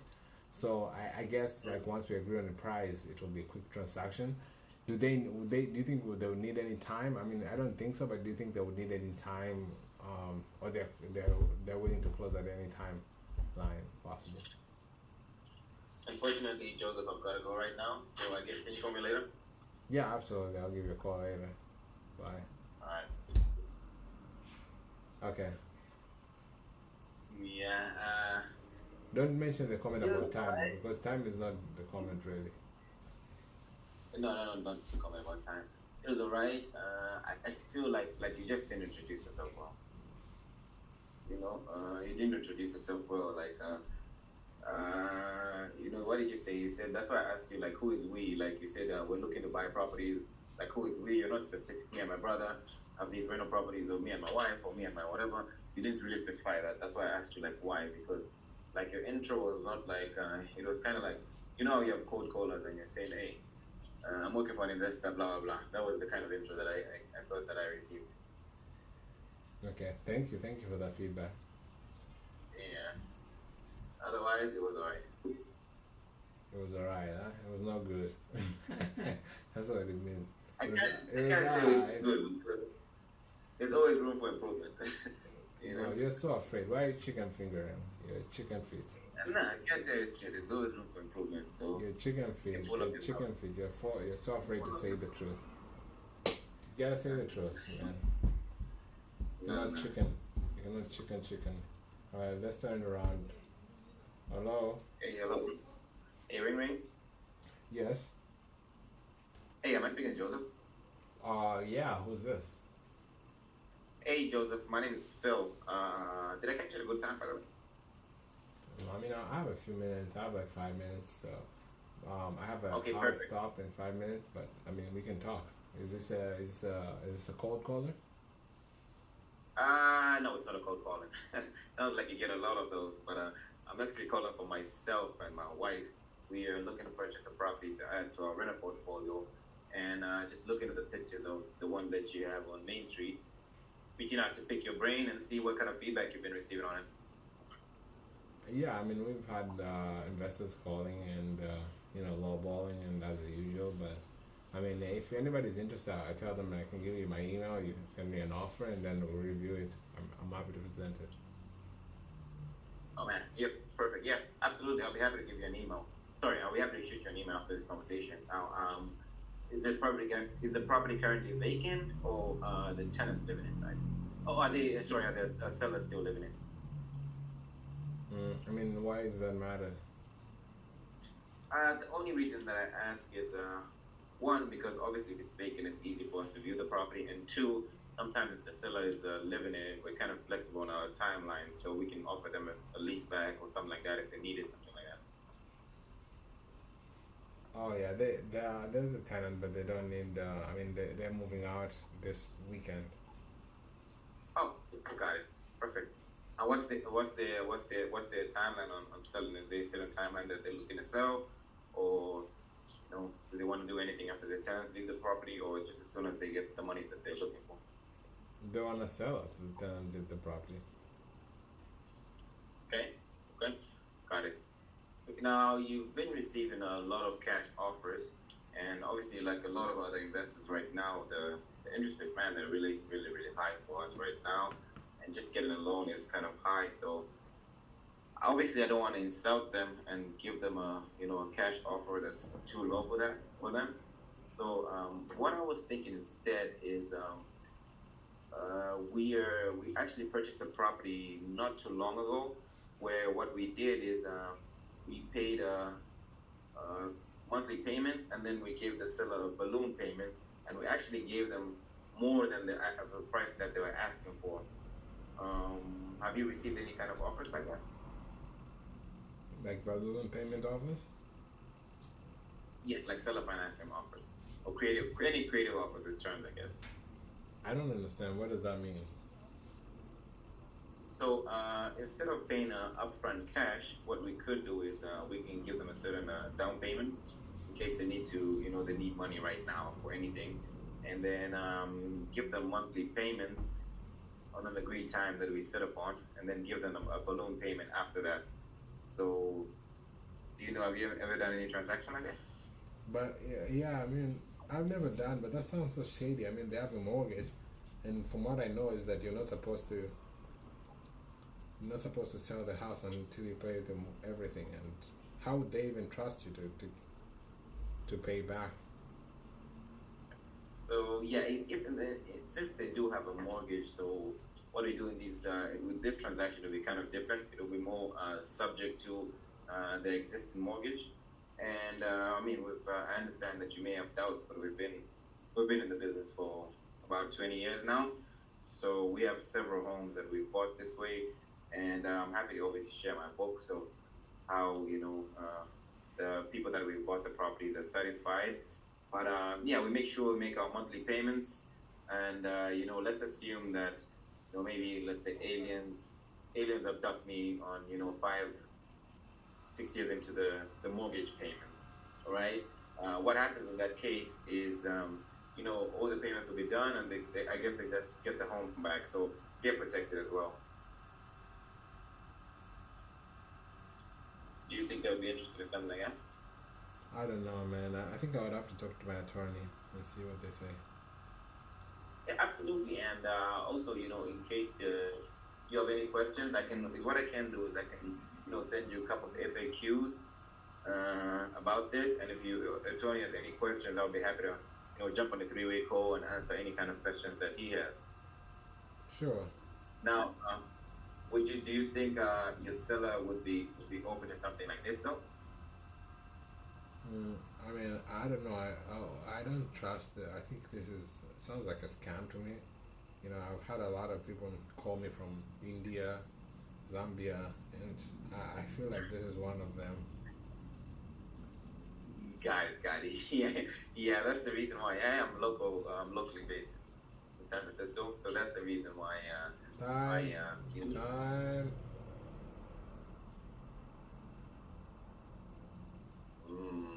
What are your thoughts? Obviously, I got stuck on the end. But I feel like I didn't ask about the motivation. I realized I missed that part when I went to talk about the numbers. I realized I didn't ask about the motivation.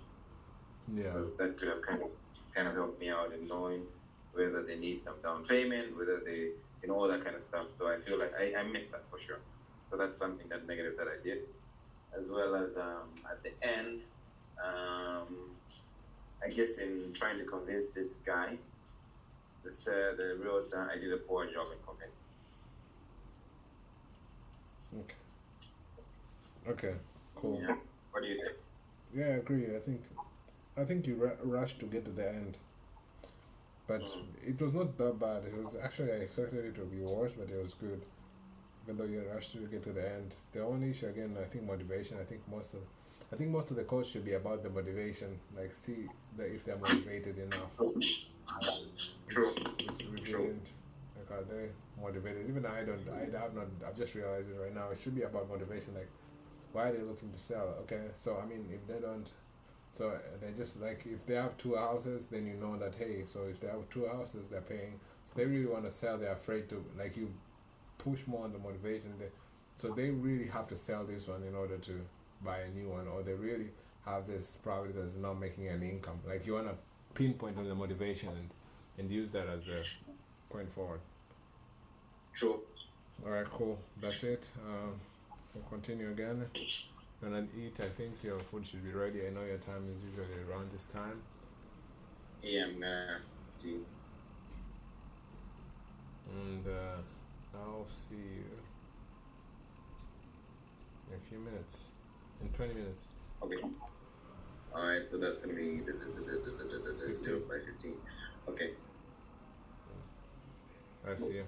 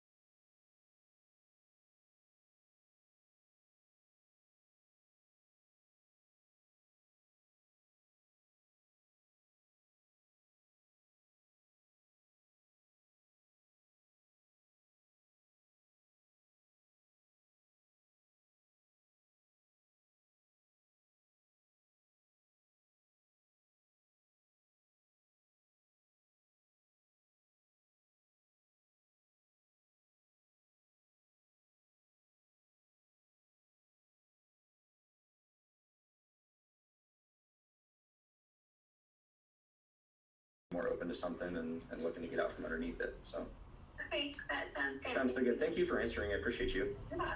Okay, perfect. Have a good day. Bye. I think that was Juan, Brad, that you called. Oh, he's on the phone. What did you guys think of that one? Is that one okay? Did you guys get something from that? Yeah, Or it's a solution for the guys that they're trying to sell their house and they're in, you know, like this one, right? Great neighborhood. Maybe it's just something weird about like the actual drive up to it.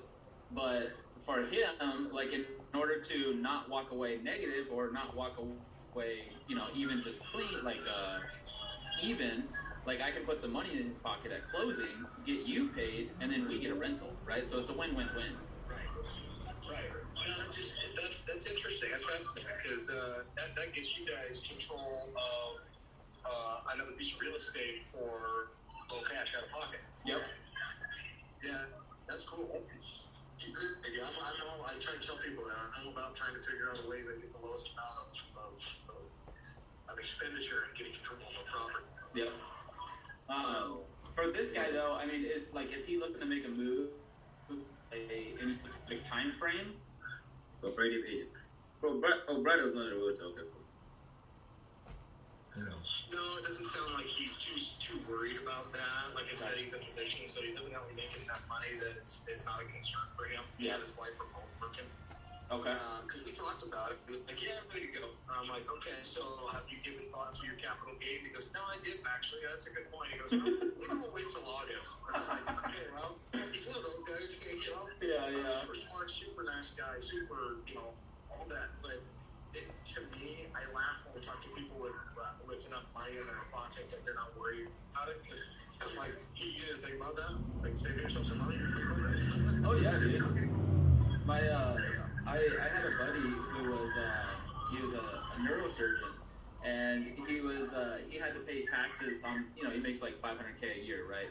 And he was like, oh yeah, I had to pay taxes and I owed like $80,000 to the IRS. And he's like, whatever, wasn't a big deal. And I was like, bro, can you please like invest in some real estate with me to like offset that stuff? It's just crazy. Well, this is things like a couple of years ago, you know, obviously times have been really good for real estate agent. So I've been talking to my wife, and all of a sudden she's upset. She's really upset. What's going on? There's better taxes up for me. Well, just to give you an idea, we paid every bit of what we paid last year, and it has to, okay, because we're an escort and all that kind of stuff. So anyway, she paid it in, and they actually increased, anticipating that we would have higher tax liability that year. So we expect your husband's probably going to do even before, so let's increase that, you know, marginally and whatnot in account. At the end of the day, we still almost got it's like $80,000 to $100,000 check I had to write for taxes, and I went, are you freaking kidding me? And I was so mad. I'm like, what just happened? Well, okay, that was right after all the tax laws started changing and Biden got in there, and so all of a sudden I'm like, did that do it or did it not? I don't know. Maybe that's my ignorance. I haven't dived into that deep. But all of a sudden I'm sitting here going, why did my CPA warn me? Why did my CPA talk to us? Why did they say, oh, by the way, you need a truck? 100%, dude. You know, you name it. I'm like, all of a sudden here I am. I'm stuck behind the 8 ball here. I got no way to go except for just pay the tax. Yep. It's too late for me to go do that. I'm like, shit. Yep. I could have had a truck paid off. I'm writing a check. That's why, that's exactly my point. That's why I'm trying to buy, I need to buy like 12 houses before the end of the Okay. So well, you got time, but that is a mission. Yeah, man. No, I mean, I'm picking up like between like 2 or 3 a month right now, so I'm on track. But you know, this is kind of the way that like I've been able to position myself to help people who are, you know, they're kind of sitting on market. There's a lot of people right now who, you know, they bought 2 years ago and now they're trying to sell, and just something unique about the house to where it won't sell for what people are going to pay today. And so this is kind of the solution that I've found, and it's been really successful for me and for sellers too. But it just, I mean, everybody's situation is different. Sure. Okay, I'm trying to think. You know, I'll have to do some you and see if I know anybody else that might fit the bill. Okay. They, change. That's what I'm always telling my buyers, like, hey, spend the last years. What is the house worth? The conversation goes about like this: what's the house worth? Yeah. And what are you going to get? Okay. Those are two numbers. So, Yep. and you can be okay with it because things and the situation of the house.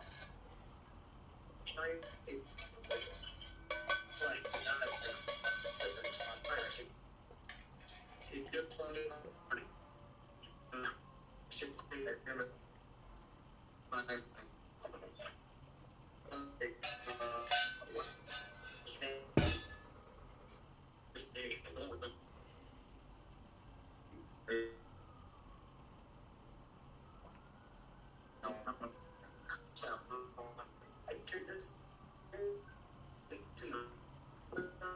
that's my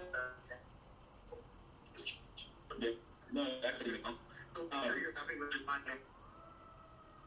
Well, how about we this one and we run it by him and see what he thinks, and if it's good.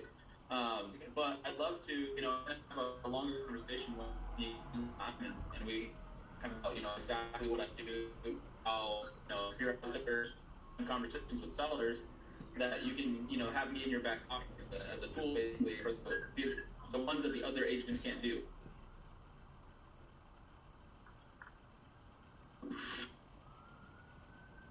Are you breaking up or is it freezing? Because you're breaking up and it's freezing.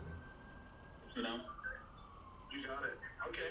So I'm down here in California right now, and I'll be home Saturday. I think it's froze for a second, yeah. Even the Zoom may come up. Okay. So if you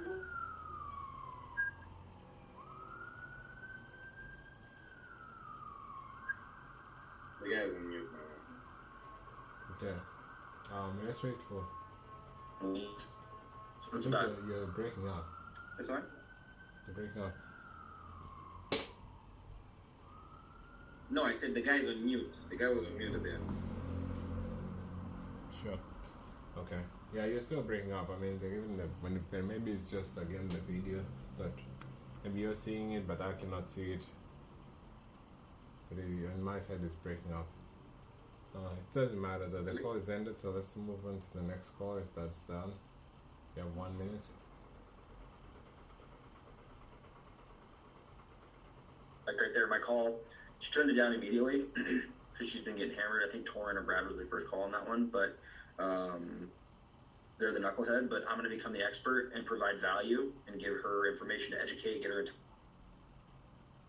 Good. How are you? I'm doing amazing. How was your trip yesterday? It was wonderful. That's great. That's great. No, I just wanted to follow up with you. I shot you over the email. I wanted to make sure, one, you got the fire hose of an essay of information over to you. And if all of it made sense, if you had questions, if you presented to the sellers, all the questions. I have not presented yet. I'm going to today at 11. Oh, okay. Oh, you have a call I with told them at them- 11. Yeah. Got it. Ben ran me a showing last night, which gave them Oh, cool. feedback from. Let's I stop don't think that they're going to move forward on it, but Yeah. so I'm waiting for that feedback, and then I got the email. Everything seems really clear to me. So Good. Okay, great. It's good to know.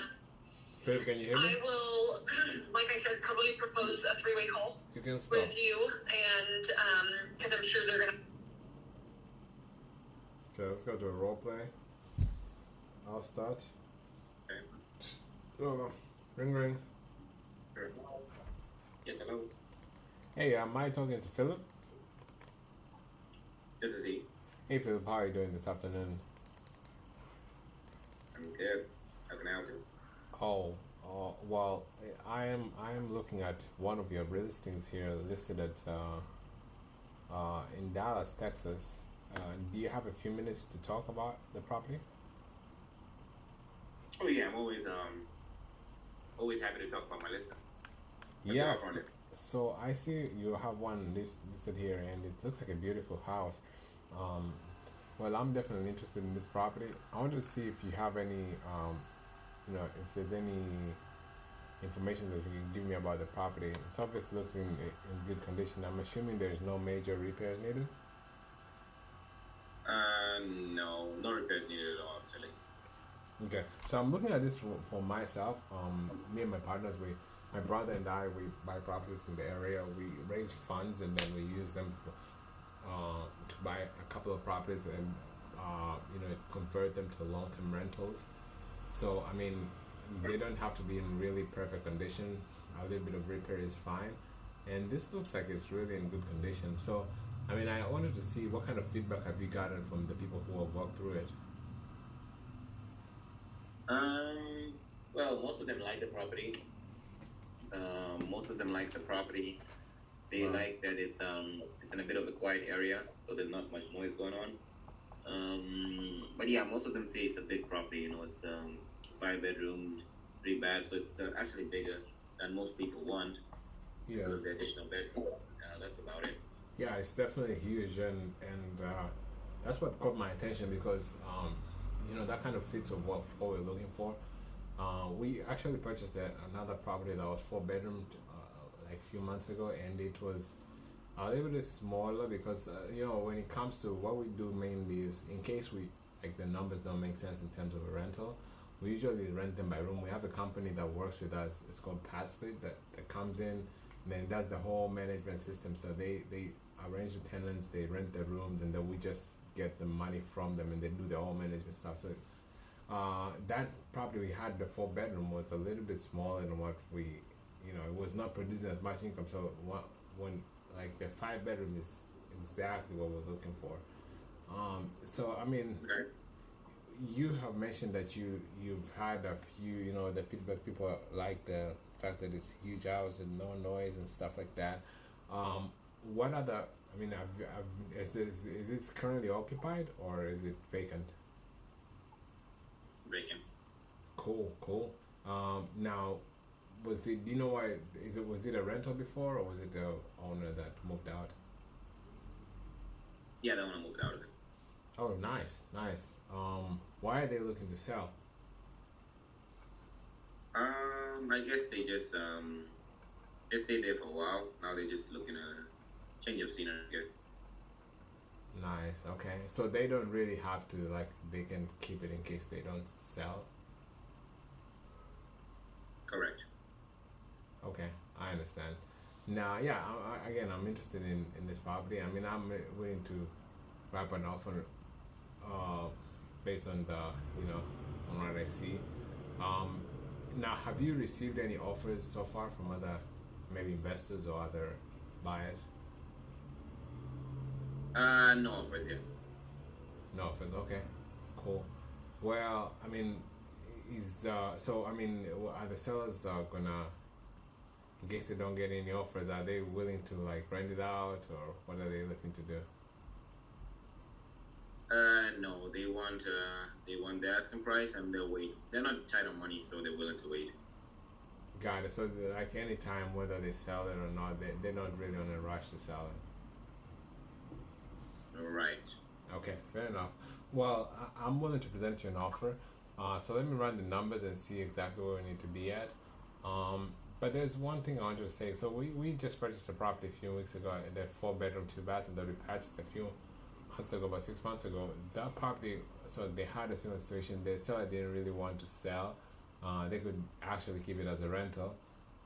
So what we did is, but they were a little bit on the market, a little bit days on the market, kind of 30 days or so, and they're not getting any offers. So I talked to the agent. The agent had a lot of buyers come in, make offers, but none of them were really interesting to the seller. And we made them an offer where we came in and they had no loan and anything like that. We came in and agreed on the asking price, and we gave them a down payment and gave them monthly payments for a period of time. Do you think a seller would be willing to do some kind of deal like that? Nah, I highly doubt it. I mean, we got some offer like that and they completely just turned it off. They said they're not interested. Cool. Okay, that's fair. Sure. So let me run down the numbers and see what will be at cash. I mean, do you think the sellers are negotiable on price at all? No, like I said, they're interested in the money that they want out of it. So if they don't get it, they'll just keep it. Okay, that's fair. That's fair. Okay.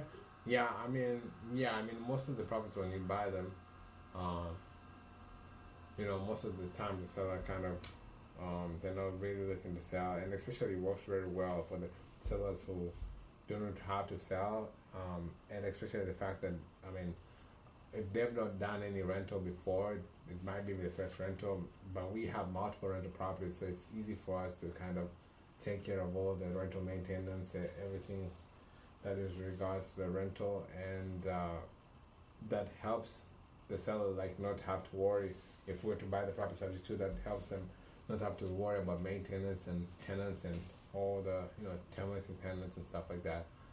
I mean, but if they're willing to do some kind of a subject to, I'm willing to come up to their asking price, and we usually close in about 30 days. Do you think like the seller would even consider just doing like some kind of a shorter balloon subject to? No. I mean, I've spoken to them about it, and they just really not comfortable with doing the time with them. Okay. Cool. Yeah. Any comments? Yeah, man. Comments. Let's see. What comment do I have for you? Bro, there was no personality in the call. There was no personality in the call. It was just like maybe because I know the script, so I felt like you were just kind of going through, checkpoints to cover up with the script. So that's what I felt. But yeah, there was no kind of we always emphasized on telling the stories or whatever. But I didn't feel anything like that on this call. Yeah. Yeah, you're right.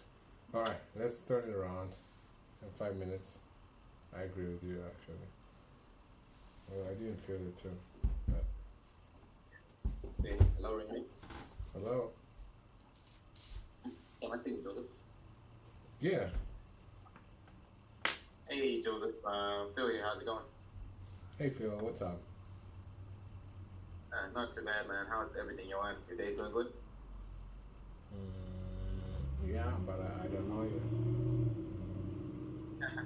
You didn't sound like one of those random calls, but I was actually just looking for property, and my partner and I were looking for property to add to our long-term rental portfolio, and I came across the one that you have on Melbourne Avenue.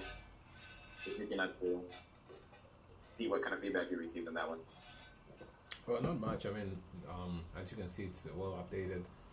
It's brand new construction, so the builder is looking to, he's providing incentives and all that kind of stuff, and he's willing to get. I mean, if you guys are serious, we can get you in, come and see the property, and get the offer. But so far, I mean, we've had a couple of offers. We're probably gonna counter a few of them. And it looks promising, man. There's nothing much I can say. I mean, most of the people like the fact that it's a huge house with a big living room, and the furnitures too. Like the staging, it's well staged, and if you want to keep the furnitures, you can do that. So everybody likes the fact that it's just like very well updated. It's a good flip. Got it. Oh man, you said he's a builder. Good deal. I mean, so he just he does his often. He just builds properties and then resells them. Yes, it does. Got it. Okay, that sounds like fun. Now, is the property currently vacant or is it occupied? The property is vacant, man. As I mentioned, it's a new construction, so. Now you said something about like he's offering incentives. Can you tell me more about that? What do you want to know? I mean, what kind of incentives is he offering in the purchase? Because usually, sometimes builders offer land, that kind of thing. Or anything in that line. Sorry, I didn't hear you. I think you're moving on the mic. I didn't hear anything you said. Yeah, I said. Yeah, I noticed that a lot of builders these days offering incentives where they give like a payment plan, or lower interest on if people are gonna carry the loan or something like that. So I was just reaching out to see what kind of incentives do they offering. I mean, they offer the incentives of if if you have a lender that is willing to accept seller credits to buy the rate down. So since they understand that right now the interest rate is too high, so they're willing to compensate by buying down the rate for you. Oh, nice. Yeah, that's a really good thing. That's a really good thing. It is. Now, it is. Yeah. Now, have you received any offers on it? I mean, we received a few offers. Really promising, really good offers. But I guess since the property is still on the market, I guess nothing that's gonna kind of like shake the sellers and say like, yeah, I've got this, I want this thing moving, right? I mean, I don't know. They could take one of those. Okay. Yeah. So, like you already mentioned, right now the interest rate is kind of high for a lot of us investors. Getting a loan is kind of hard, so the credit and that kind of thing. So, I know if I came in on cash because it's a new build property, I might be kind of low on the price, and I wouldn't want to disrespect the seller in any kind of way. I know this is a really good property, well built, by the way. So what I was thinking instead is, instead of giving a cash offer, I recently bought another property, actually not too far from this one on Main Street, from a builder where he needed a certain amount of money in order for him to make another investment. So what we did is we gave him that amount, and then we agreed on monthly payments for a certain number of years. Is that something that this seller would be interested in doing? I don't know. I mean, I would have to talk to him. Yeah. Okay. Yeah, I can definitely work up the framework for you. That way you have something, something solid to present to him. Yeah, the reason why we do this is because obviously if he's in a builder, he's in the market. So the best part about this is it's a plan B, but I always present it as a plan B. But the advantage of it is that we could come up to the asking price, if not more, and in the long term, he can make more money out of the property. So it's like kind of creating like a win-win-win situation for all of us. I see. Time is up. What do you think? I think it was boring. Boring? You talk too much. I talk too much. You talk too much. Do you think so? Yeah, I was explaining a lot. You're right. I was almost about to fall asleep here. Come on, man. And excitement, there was some excitement when you're excited, but that's not too much. I guess now it's more comfortable. It's more trendy. So, okay, let's do it again. I'm going to go again on the role play. So 45 minutes, 47. Hello? Hello? Hey, is this Philip? Who is it? Hey Philip, my name is Joseph. I'm looking at one of your properties listed on 123 Main Street. Do you have a quick second? You're a buyer? Yes, sir. Okay, Joseph, yeah, what you got for me? You have an offer for me? Yeah, I do have. So I work with, I have a little, you have a pool of funds. We pull down, me and my family, my brother and I, we basically work on acquiring rentals in the area. And this kind of fits our bill. Obviously, I have to take a look at the numbers and see if it makes sense. But I like the fact that it's a beautiful property. It's like a cute little house, and it obviously doesn't. Do you think it doesn't need any major repairs? No, not at all. Oh, cool. No work needed. No work needed. Okay, yeah, we're looking for something that doesn't need too much work. So this is perfect.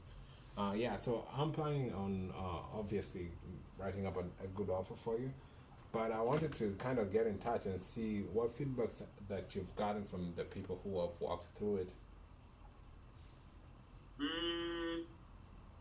Well, everyone really likes the property. Like I said, it's brand new, so nobody has any negative feedback on it. Oh wow, okay, brand new. Was it like a recent build or a renovation? Well, it was built, I think 8 months ago, and then the sellers. 8 months ago. Okay.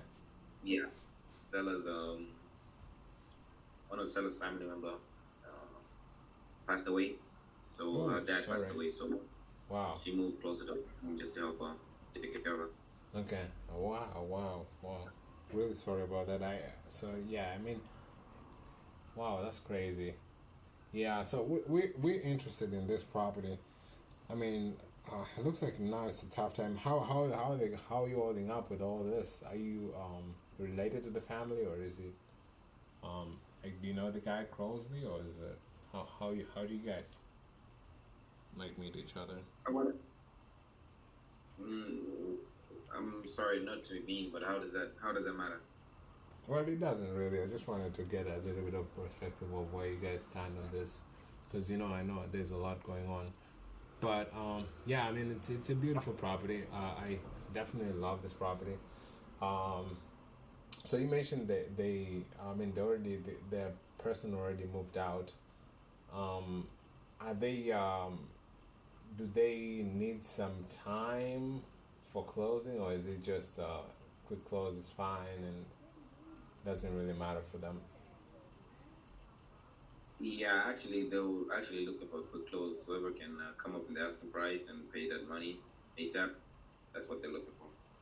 I see. Yeah, yeah, definitely. Like when we buy a property, we bought a property a few weeks ago, and it was kind of a foreclosure situation, and the person needed to like sell right away because the bank was going to take the property. So we came in. Most of the transaction when we close, like if it's really needed, we can push it to like 1 or 2 weeks. But other than that, like it shouldn't take more than a month. So like quick close is not an issue at all. So I mean, it looks like you've had some good feedbacks. Have you received any offers? None yet. None yet. Oh wow. No, nothing in writing, I guess, just verbal approval. You say none yet, but what? Nothing besides verbal offers. Nothing written. Okay. Yeah. Wow, that's surprising because you mentioned like it's a new build, and I would expect it to be sold by now. It's a new build with, in a good condition. Why do you think you guys haven't received any offers? Or there's some that you've turned down? Yeah, well, we've received offers, but like I said, we've received like verbal offers, so we haven't received like written offers yet. And I also think it's just about the price. Like, it's a bit of a price. I think in this market, it's a bit of a price. But I guess the sellers just they want what they want at the end of the day. So yeah, I understand. that could be the reason. I mean, are they so if they don't sell, are they okay with like just renting it out? Probably pass it down to one of the kids. Oh, I see. Okay. Well, yeah, I mean, let me go ahead and run the numbers and write down an offer for you. Now, there is a way. We're experiencing a lot of properties where it's kind of hard for us to cash flow. So, for example, this property that we built that was a foreclosure, this was an easy situation for us because, like, the foreclosure, the bank had a lot of arrears. So we came in, paid the arrears, and I actually did like a master lease option for quite some time. And then after like a year, we transferred that property to ourselves, subject to the existing mortgage. So we kept the mortgage in place. Do you think the seller will be open to doing some kind of like leaving the mortgage in place, some subject to kind of deal, seller financing? I don't know. Is that legal? Yeah. We actually have done a lot of transactions with this. I mean, so we have an attorney that we work with. We use the normal state contracts, and most of the times, like, it looks like By the way, I mean, have you had any experience with Subject 2? I've heard about these transactions, but I've never bought anyone. Yeah, they're completely legal. I mean, they're really common in the past where the interest rates were a little bit higher. They went away once the interest rates went down, but now since the rates have shot up like crazy, so most of the lenders we're having to resort to, because most of the lenders cannot give us rates that make sense in terms of like buying property. So we're having to resort to a lot of Subject 2 and creative deals, which is what we're doing right now. I mean, if your seller is open, I'm open to sending you an offer on creative finance.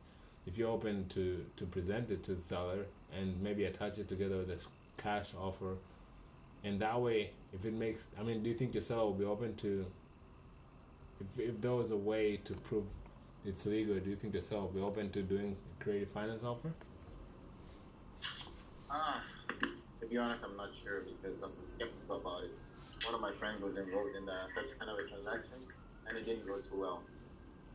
I see. Was it an issue with what happened? I guess there were like defaults on the payments. Oh wow, okay. Yeah, I mean, to be honest with you, I wouldn't recommend this transaction for everybody. You just have to vet your buyer really well. And especially for us, like we usually want to make sure with the sellers that's much protected. We have a lot of funds that are negated to the property, like allocated to the property. And when you come in, we actually do the repairs to the house to make sure that there's this amount of vacancy needed, and any kind of to reduce all the risks that the seller would face. And also another thing that if you regard it to is the fact that we're going to give them a down payment that will secure them in case anything happens. So what happens if you default on the payment? I mean, if you default on the payment, that would be the best thing for the seller, because at that point, let's say we've done some repairs, we've had like a tenant inside, we've paid the mortgage for a few years, the property is probably paid down, and of course we don't want to lose all of that. But in case we, like, let's say I disappear, go missing in Mars, you're able to come in and take all of that. I didn't give you extra 2 minutes. 3, but man, you can continue. I don't mind. Okay, you ready? Okay, any comment? Yeah. Man, I'm good, man. I'm good. Very good. You cannot comment. No. Any comments? You know that you have not commented, huh? You did well. Yeah, say you did well. You did well, boss. But did well, master. But no storytelling. No storytelling? Yeah. Okay. You're making comments, but no examples.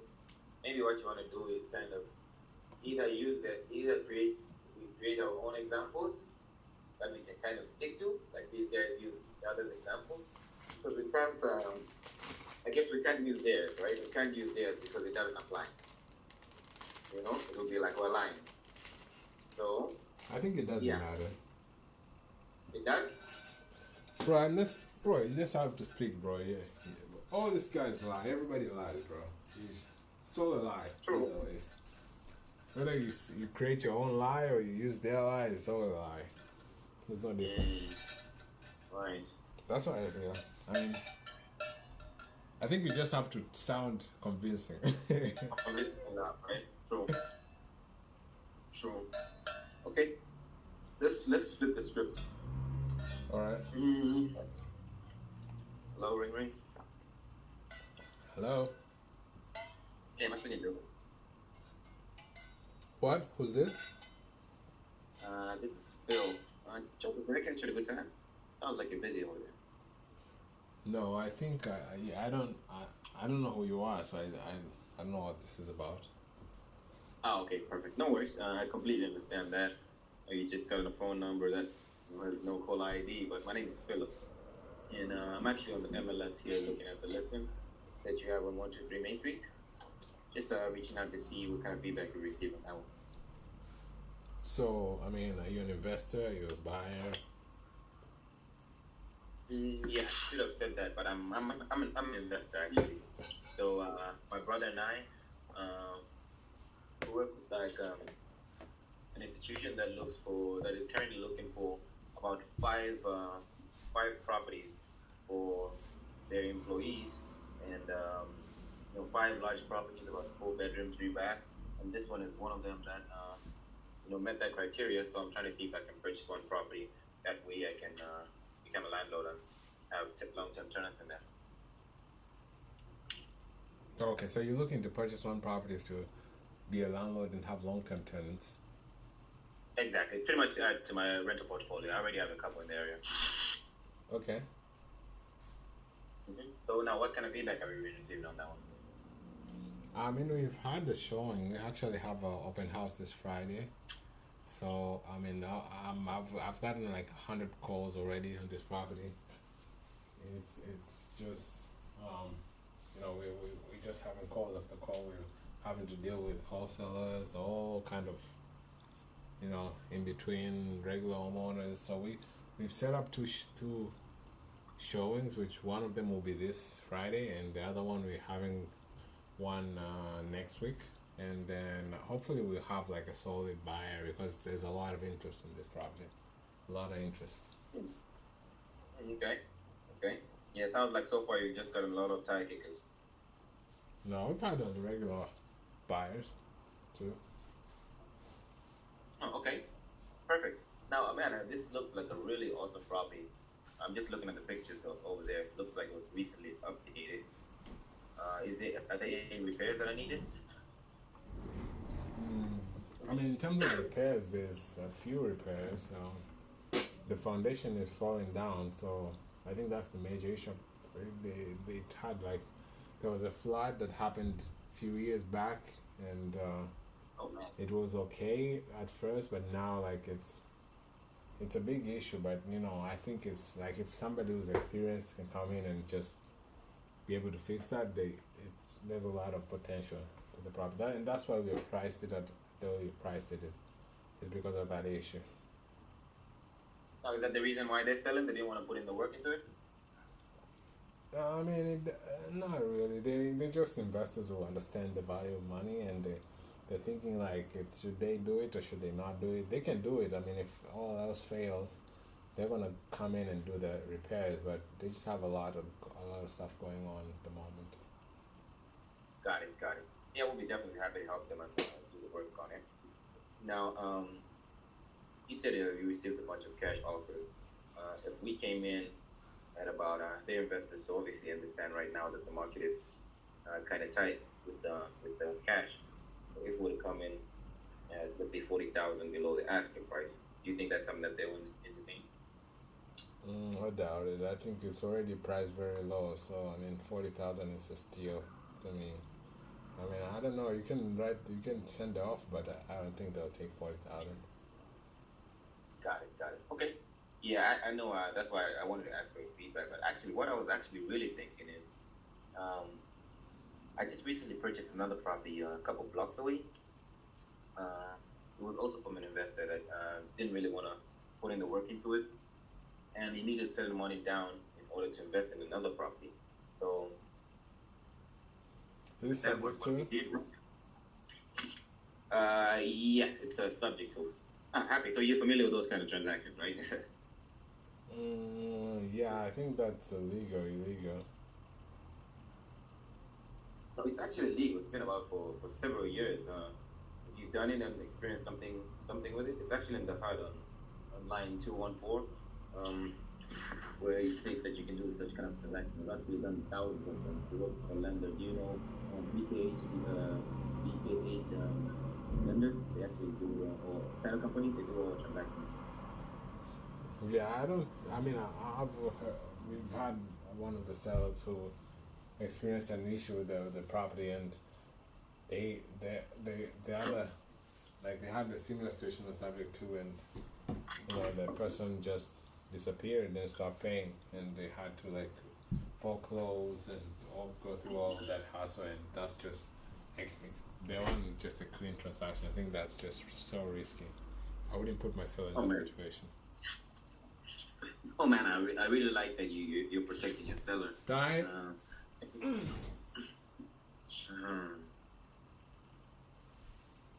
What you got for me? It's awful. Awful? Awful. Where do I need improvement? Everything. Really? Really.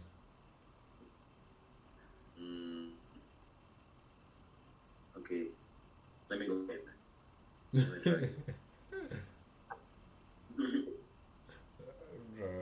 I think you're just saying that. Let me No, it's okay. It's okay. It's better. Okay, let's turn it around. Okay, but what was missing? There's nothing missing. Okay. I mean, it's not perfect. That's what I can say. I feel like maybe it's because it's a role play or what, but it's not perfect, but it's not bad. Yeah. All right, let's go. I'm gonna turn it around. Ring. Yes, hello. Oh, what? Hey, is this Philip?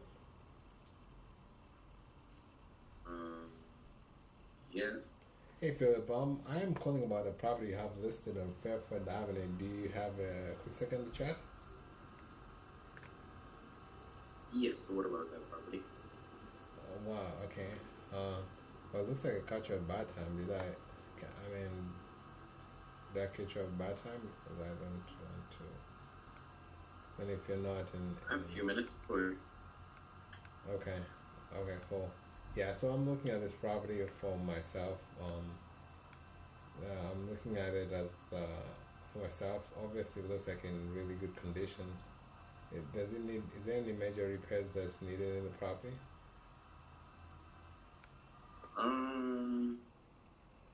Repairs wise, not really. I mean, it does need a couple updates, mostly cosmetic, on the kitchen and the bathrooms.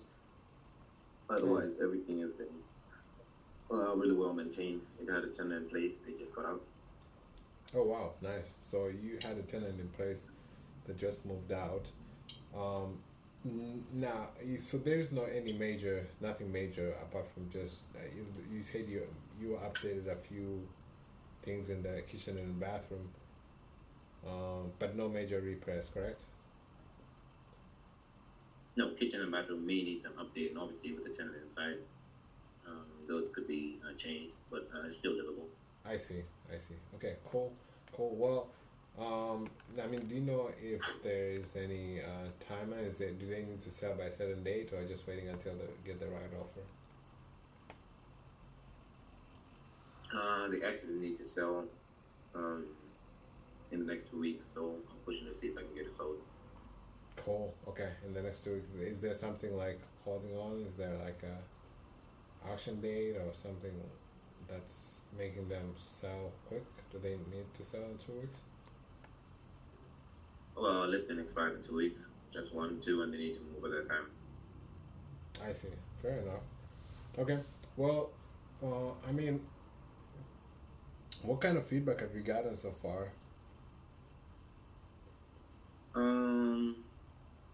Not much. I mean, market is slow, so we haven't got any solid offers. We got one, but just waste of time. Yeah, man. Like right now, it's really tough on investors, especially for the fact that the interest rate have gone really up. So I'm seeing that a lot on most of the risks that are staying more than usual. So I mean, it looks like you haven't received any solid offers. I mean, what are the sellers gonna do in case they don't sell? They have something else. Is there a plan there, or are they just waiting for an offer until the last minute? We haven't really thought that far. We haven't really thought that far. But I guess they have to sell because they need to move and they need the money, so they're in a kind of a tough position. Okay, and you mentioned that the property is vacant, right?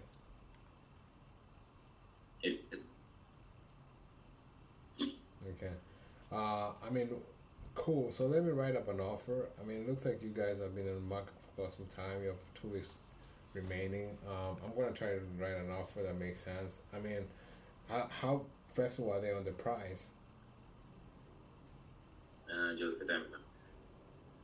How's my time Okay. up? It is, bro. We started at 9:59. Bro, we started before. Okay, cool. You're right. Yeah. Go ahead. Yeah. Wouldn't you agree with me? I think that Don't be shy, bro. Why are you shy like a lady? Come on. ain't no about being shy over here.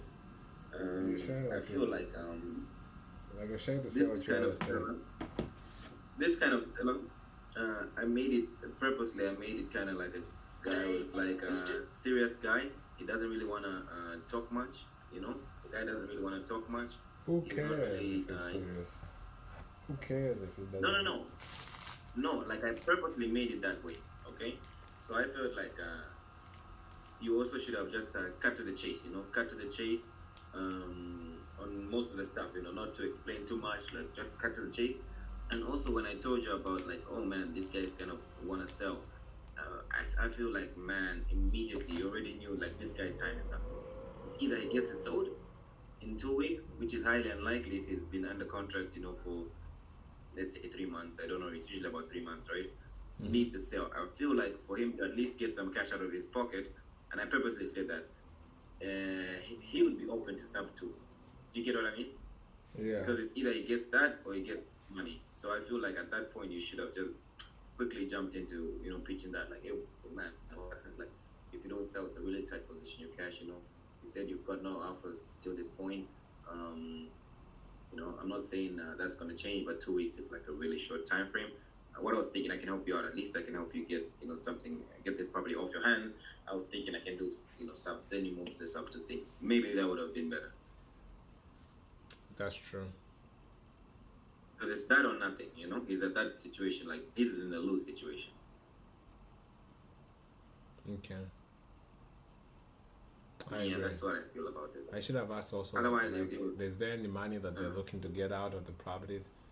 I mean, right now, what is the lowest that you can take? Exactly, because the price should be negotiable. You didn't even ask about negotiability on the price. I asked that, actually. You know, the longer it stays on the market, like, Right. did you?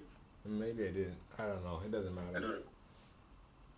Because I tell you one offer. I wouldn't go to one offer wasting time. A guy wasting time. So I don't think you did because I didn't really emphasize offers. But yeah, I feel like, right, when it's more longer in the market, the more likely the seller should be negotiable, right? Because nothing's going on, you know? Yeah, they don't have an offer and nothing. Yeah, you're right. For sure. All right. So let's turn it around. Or no? Okay. Hello. Yes? Hey, Joseph. Who's this? My name is Phil, Joseph. I know you don't really know me, but I was just calling because I got your number from Zillow. I'm just looking at that property that you have listed on the MLS. Did I catch you at a good time? I mean, yeah, I have a few minutes. Okay, perfect. I'll make it quick. So I was just, my brother actually sent me this property. Him and I are looking for a property to add to our Airbnb portfolio. So just reaching out to see if there's any HOA or anything that would stop us from using this property as that kind of property. No, no HOA. Okay, so short-term rentals are not an issue in the area, correct? Correct. Perfect. Yeah, so yeah, I was looking at the property and it seems like an ideal property. It's a really nice property. I like the fact that it's 5 bedrooms. It can hold in more people. I was just reaching out to see what kind of feedback you've been receiving on it. Well, I mean, it's a beautiful property, as you mentioned. It's recently updated. Had a renter in there. The renter moved out last 6 months ago, and they did a wonderful renovation. So right now it's well updated, ready to go. I mean, I cannot say we've had a few people who've walked in it. Everybody likes it. The only issue is just this is it's kind of a higher end part of the neighborhood. Like houses next to it, they're like not selling as much as this one. So that's pretty much what has deterred most of the buyers from making an offer. It's just it has to find the person who's willing to spend that amount of money on the house. Oh, okay. Now, how is it? You said it's priced a bit high in comparison to other properties around it. Yeah.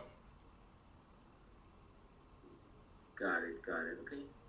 Now, is that because the seller actually is looking to get that figure and they're not negotiable on it, or what exactly is the situation?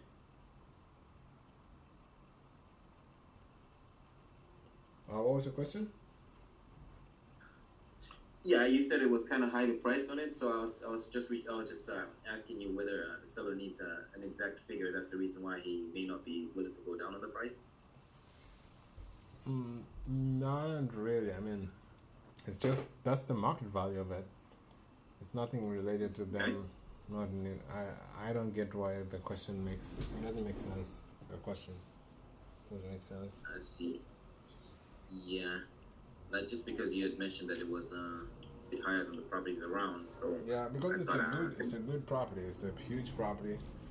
It's not like the other ones. The other ones are probably older, you know. But this one is like, it's just out of this neighborhood. Like I think the only issue probably will be is because it's in a neighborhood that's not like the houses are not really comparable to it. This one is much better than most of the houses here. It's hard to find like probably the nicest house and the largest house in the neighborhood. It's 2,700 square feet, so that's 3 bedroom, 3 bathroom. That's really huge. So, yeah, I think that's the issue. Like whenever somebody comes here and then they look at the other property, it's cheaper and it's hard for them to make sense. But I'm sure if we wait a few weeks, we're gonna find somebody who falls in love with this place. Oh, absolutely, I agree. Now, I noticed that, like you said, it's a really nice property. Work has been done to it, and it's big and ideal for a family. Now, what's got the seller thinking about selling? Like they flipped this house, so they had a tenant inside, and the tenant moved out, and then 6 months ago they did a renovation. So their flip was it's a quick project for them, and they're looking to take that money and put it into another project. Got it. Have they already found something that they want to invest in? I have no idea. I think they should probably have, because they always have like 10 projects going at the same time. So this one, like they're big players in the business. Yeah, they're huge, man. They're doing. I mean, you probably know them. They go by Nitro.com, but you can check them out. Yeah, no, they're huge. I've never heard about them. I'll definitely I'll do my research on them. Yeah, you should. I'll do my research. Okay. Yeah. So did you have you received what kind of offers have you received so far? We have received 2 offers that they went into escrow. One of them is on inspection right now. So it's really pending, but we're waiting for them to the inspection days to be over so that we can put it as pending. We have one that's really close, but the other one is kind of low investor offer. So I mean, I don't think I saw entertain that one, but time's up. Okay. I think I'm right? Time's up. No.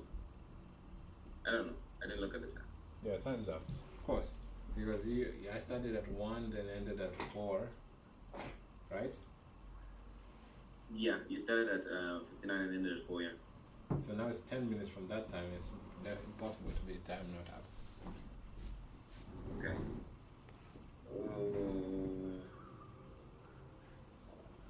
Tell me what you think. Horrible. Horrible. Is it because I don't know nitrohouses.com? Don't know nitrohouses.com. You're not motivated. You don't know the motivation. You're not motivated.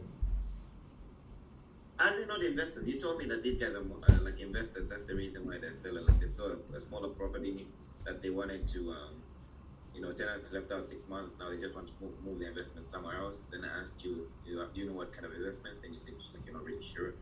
That they have a lot of property, something like that. True. That's true. You're right, man. You're right. Okay, let's turn it around. Then we'll do one more, and then we'll go to Rob with the video. Okay. Okay. Hello. Yes. Hello. Hey, is this Philip? It is. Hey, Philip. What's up, buddy? Not bad. What's going on? Awesome. Yeah, I'm enjoying this afternoon. My brother sent me this property. It's I think you have one property on Huron Street. Do you have a few minutes to talk about that property? Yeah, for sure. I always have time. Oh, nice. Okay. I love an agent who has time. Well, man, we're looking at this property, and it looks like a really, really beautiful property. I mean, we, of course, like, maybe let me say this, that we are looking at a couple of properties here in the area. We're looking at a huge house. Either it has to be 3, 4, or 5 bedrooms. Looking to make it a long-term rental. Of course, like right now it's kind of tough for us. Everywhere we go, kind of numbers that don't make sense. We're not seeing a lot of good property, but this one, I think my brother sent it to me because it's probably there's a lot of opportunity. The price is really well, and there's a potential for us to rent the house and cash flow. So, I mean, we're interested in the property. I wonder if you can tell me do you have any feedbacks that you can share with me from people who have already seen the property? Oh yeah. So a lot of the people are saying that the property is it's kind of like in a shady area. It's a nice property, but it's in a shady area. So they fear, the crime rate.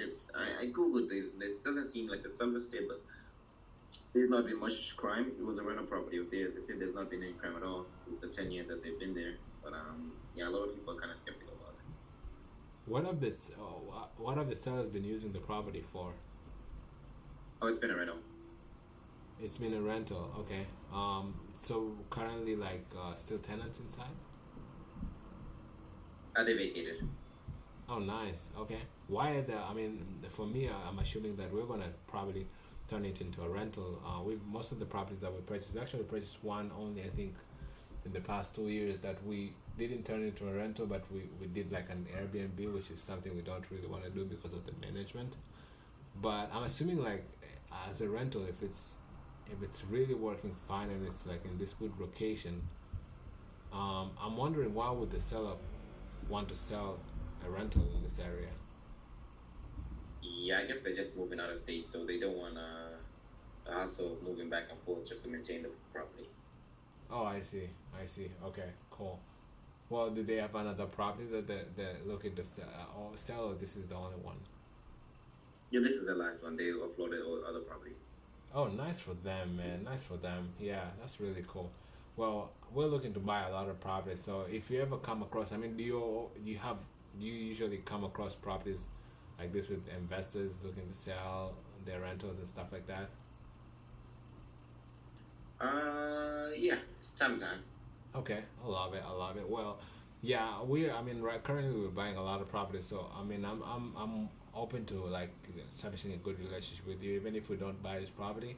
Hopefully, on the other properties, we're able to work something out. But yeah, I mean, on this property, we're really interested. So I'm willing to present you an offer. So I mean, is there anything major that's needed in the house that the pictures cannot tell?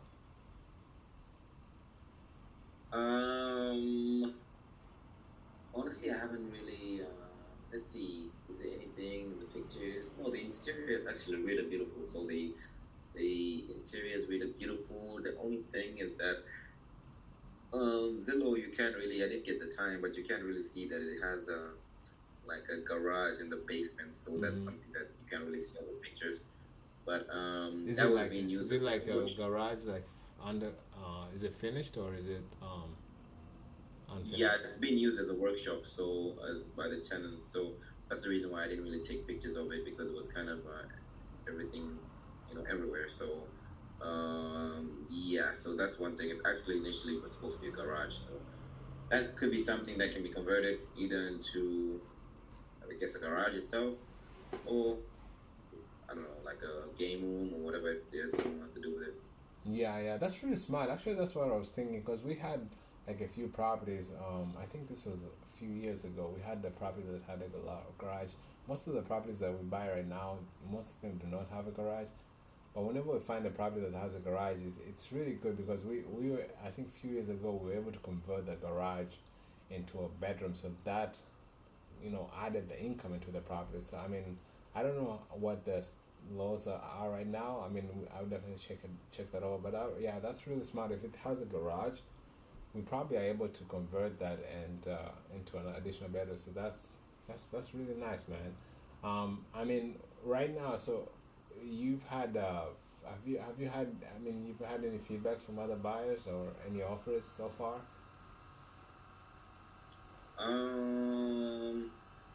Yeah, I mean, like I said, the feedback is mainly about the area, but nothing negative. Okay, like people hate the area. Or people are skeptical of the area. Yeah, the crime, right? Yeah, I mean, I don't want to be sound racist in any terms, but I don't think. I mean, there's a lot of African Americans in the area, so yeah, a lot of folks that have been coming through have been mostly Caucasian, so maybe that could have been the reason. However, there's no final. Okay, well, Mr. Philip, I'm actually with the government, and You're actually a you're about to be arrested. You're about to be taken to. I'm about to file a So you see, lawsuit. that's like a someone can't say something like that. Eh? I'm about to what? No, I'm saying someone can't say something like that. Yeah, I'm about to file a lawsuit against you and take your license. Mm. And I guess today will be your last day acting as a realtor. So, I'm gonna report you a broker. I'm gonna report you because what you did is that it is not allowed. No, in the 70s they had a lot of, there were a lot of things that were racial, but not today. You cannot do that today. So as a professional, as a professional that you are, Philip, you've made a lot of calls and you've been in the business for a long time. This shouldn't happen. So we're taking out me with the realtor board. We're going to take away your license, and you cannot practice real estate anymore in the state of California. Okay? Got it. Okay, good luck with that. Yeah, sure. I mean, you're done, man. You can go back to Uber Eats and drive. Bro, let me ask you this, Joseph. So I heard one of Lamichael's calls, okay? And I think he figured that he was talking to a black guy, okay? And then he said something like the realtor said something in those lines, like you understand, like what did he say? He didn't say, what did he say? It was something about like the area being a bit racist or something like that. Then Michael said like, hey, he said like what, they don't really like brothers. So I think they understood like they're both men, they're both black people, like, even by the conversation. Then the guy is like, yeah, that. So are you like fallible for saying something like that? Like, let's say I know that you're a fellow Tanzanian, or I know you're a fellow African or African American, and we have the conversation, me and you. If something like this in these lines that the conversation is said, is it like illegal? Is it like what's the stance? So, why do you think it's illegal? First of all, I don't think it's illegal because it's not against, like, it's not a racial comment against someone. You know what I'm saying? I'm not directly saying it against somebody. So I don't think it's illegal. But obviously I know this is like a sensitive thing in the Western world, gay rights, race and sexuality, all that kind of thing. I know for sure it's like a sensitive thing. But like if it's not being said towards somebody, like something in general, I don't think it's bad, is it? It depends on the context, because then you look at it. To be honest with you, you know I'm an African, so I don't know how should I explain this. I'm an African, so I don't really care. I guess for me it doesn't. I think I'm having a lot of mixed views, because in the past I didn't really even care about the N word or whatever. Like, I'm sure when I was in Turkey, like, when I was in Turkey, actually, when people used to say like they were getting mad when they were being called Zenji and whatever, I was like, why? You know, why? I actually think I thought it was cool because we are different. Like, you're like they're like, let's say you're Zenji, they're not Zenji. Like, they have a different name, so it's just a way of labeling somebody as a different. Like, let's say if you say a Chinese, you're saying a Chinese, and then you're saying an Arab, even if that's from Somalia or whatever, or from Kurdish, you still say Arab. When they're from Persia, you still say Arab. When they're from Iraq, you still say Arab. When they're from Kyrgyzstan, you still say Arab. Like, we mix. So me, it was just a symbolization. Now, when I came here, it didn't really matter. When I came here, it kind of started growing on me, meaning that it started affecting how I view the word, meaning I grew a lot of emotional relationship with it. I think it's because of I'm here, and then it became emotional. Environment, yeah, the environment kind of, like, it didn't really matter for me. Even in the first days, if somebody said like an N-word, I didn't even really care. I was like, okay, that's his view. I mean, that's him. I mean, it doesn't even affect me. It's just a word. But then it affected me more, and the reason why. So I'm getting to the part where my point is. My point is, the reason why it affected me more is because, again, the environment, but not really the environment, but because what it does, the way it's like, what does it really do? It's not like a word is just a word. It doesn't mean anything, right? Right? Right? The derogatory or degrading, huh? Like, let's say the word itself, does it have any value, or yes or no? Yes, because of the context that it was originally used in, it was like degrading. But let's say no. Let's say today, like you saying fuck. Fuck is just the word. Fuck is just the word, but it's profanity at the end of the day. You can't tell your mama fuck, you know. But at the end of the day, it's just a word, so you can look at it that way. True. But can the word the F word, can it have more impact than just being a word?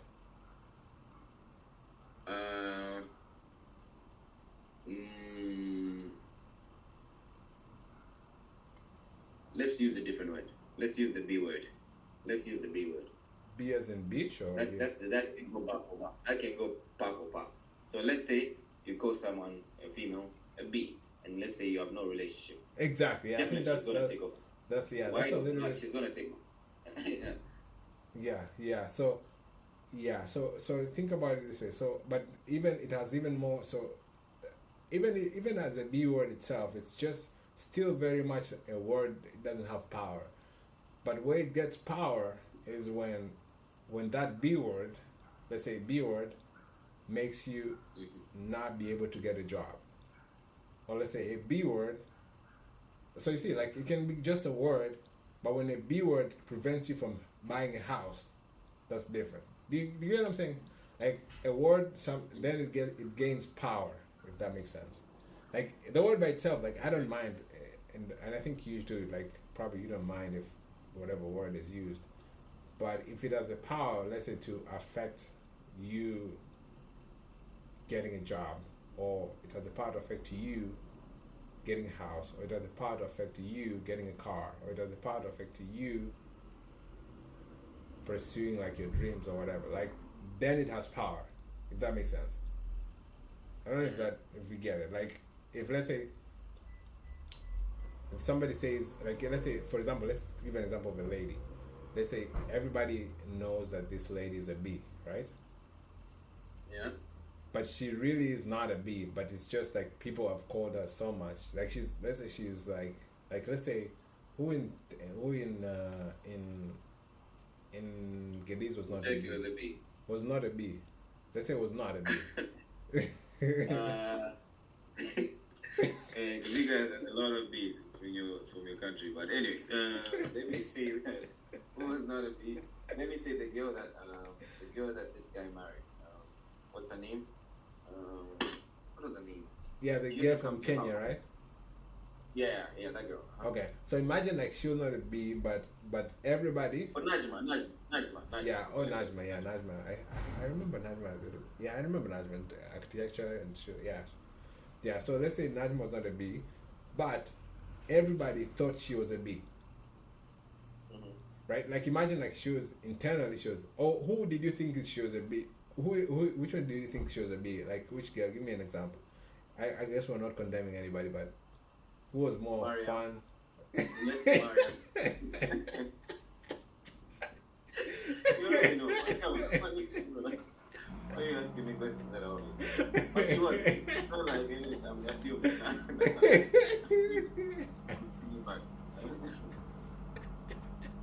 Yeah. That was right. Okay, so let's assume everybody thought that M was a B, right? And then actually really she was not. She was a very nice like Kapali girl and whatever. And then everybody has the perception that she was like you, like nobody saw proof, but everybody thought that it was like she was a B, you know? Yeah. How would that affect, like even though she was not a B? How does that affect, let's say, her getting married? Yeah, her getting married, you know? It will definitely have a lot of impact. Like the word itself, like if word like attached to you, Mm-hmm. but not really you, they have a lot of impact on a lot of things that you're gonna do, even though you don't want to. Like even though let's say M, she was not a B, but people thought that she was a B, and she wanted to associate with like studying and whatever, and maybe like associating with like Abis and whatever. People would just neglect her because they would say, "Oh no, get away from us, you B," and we wanna like the good people would neglect her, and then the bad would pull her more into their company, and she would by the word itself would affect the whole of her life path. So let's turn it back to the situation of today, like the race itself. So like when the N word, for example, like it doesn't really affect, but when somebody like when the word itself, when like it has certain connotations, like it's not like, I think people today are very nice, like nobody would really want to use it in a demeaning way. Yeah.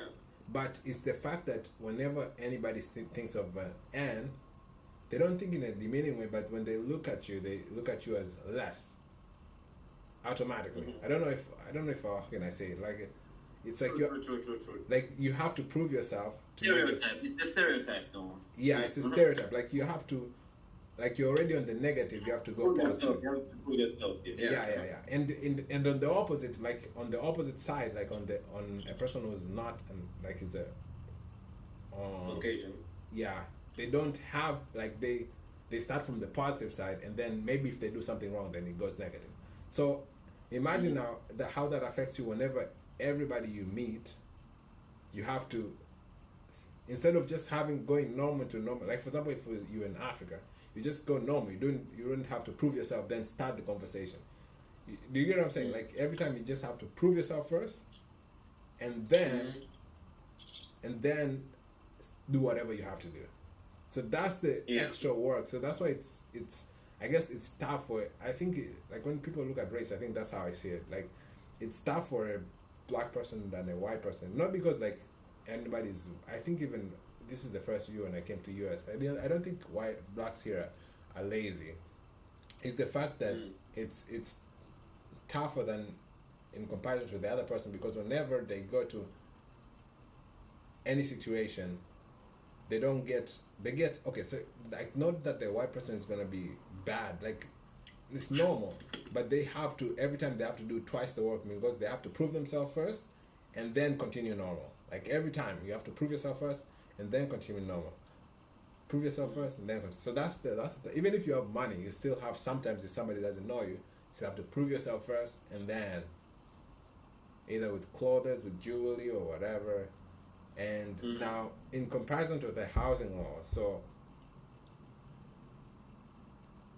So when you're saying can you just mention those kind of stuff? So it goes back to when you mention those kind of stuff, like let's say anything related to race, it's almost like the reason there's those kind of rules is to remove that kind of stereotype.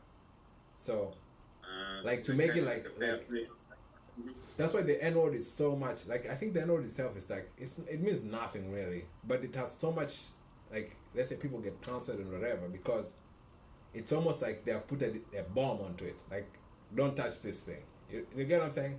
Like, and they do that so that it becomes like what can I say? It becomes like something that, because if they don't do that, then it's almost like it's there and anybody can do it. And they can do it maybe not in a negative way, but the stereotype carries the weight, you know? So in order to counter effect it, they create such kind of rules like no N-word, and then the housing laws, you're not supposed to mention those kind of stuff. Which now the fair housing law itself, it's not only the N-word, and not only like you're not supposed to mention the stereotype of any protected, so you're not supposed to you're not supposed to talk about any protected class. So what is the protected class? So protected class is not only the minority. It's not really about race. It's not really about the minority really. It's about race. You're not supposed to talk about race. Now something's gonna blow your mind. You're not supposed to talk about disability. So if somebody is disabled, you're not supposed to say, I know. I know. So you're not supposed to say like this house does not allow disabled people or whatever. You're not supposed to do that. Another thing, you're not supposed to talk about the school. No, it's not the school. You're not supposed to talk about the housing. So if somebody, you're not to say like we don't allow kids. You cannot say that. So like family status is also a protected class. Like you're not supposed to talk like we don't allow, like we only want to sell to people who don't have kids. Like you're not supposed to say that. I think that's one of them. Then another one is also, I think, the LGBT. I think LGBTQ is also one of them. So, yeah, man. So, yeah, Got it. Anyways, long story. Okay. It makes sense, I guess, equality for everyone. Yeah, definitely. Equality for everyone. Alright, let's continue. And I guess I should tell Mariam the next time of the example you gave. Bro. Doesn't really matter. You can tell her. She's married now. She will probably think you're not even telling the truth. And this call is not being recorded. So you have no proof, bro. Who told you I have no proof? It's not being recorded. I'm recording it. Yeah, man. So, people change, so. You can tell. For me, I have receipts, so. But no, it's not, man. If you're young and wild. What do you mean? You're supposed to be. True. You need to explore. True. Yeah, there's nobody. Every young person. Do you think who marries do you think they're virgins this day? Not virgins, so not different really. Yeah, you're right. But even when I came back, I realized, man, it's even worse now. Especially, I'm pretty sure in Tanzania it's the same thing. It's starting sex really early, really, really early. 13, 14, over here 13, 14, they're already inside, in it. Yeah, it's crazy, man. I think social media and everything is just destroying. Yeah, I blame social media as well. I do the same. Okay, so maybe I think it would be good for us to watch 2-3 minutes. That way we get an idea. What do you think? Or we just go straight to it? Yeah, we can watch a video and then go another role play. Okay.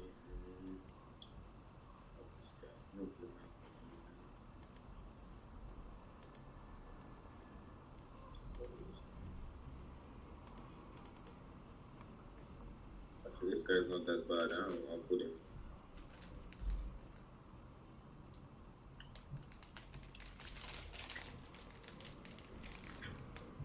to me, and I can try to, maybe we can hop on a Zoom or something. Good. Sounds good. Have investors kind of looking for, a property to add to our portfolio around that area.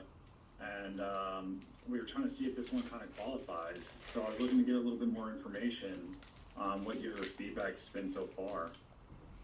Okay, it is, it's a fantastic house, and what has, I know they have an offering right now on it, and the offer, there's a VA assumption, that they're using, that's what the buyer is using right now, the VA assumption, and,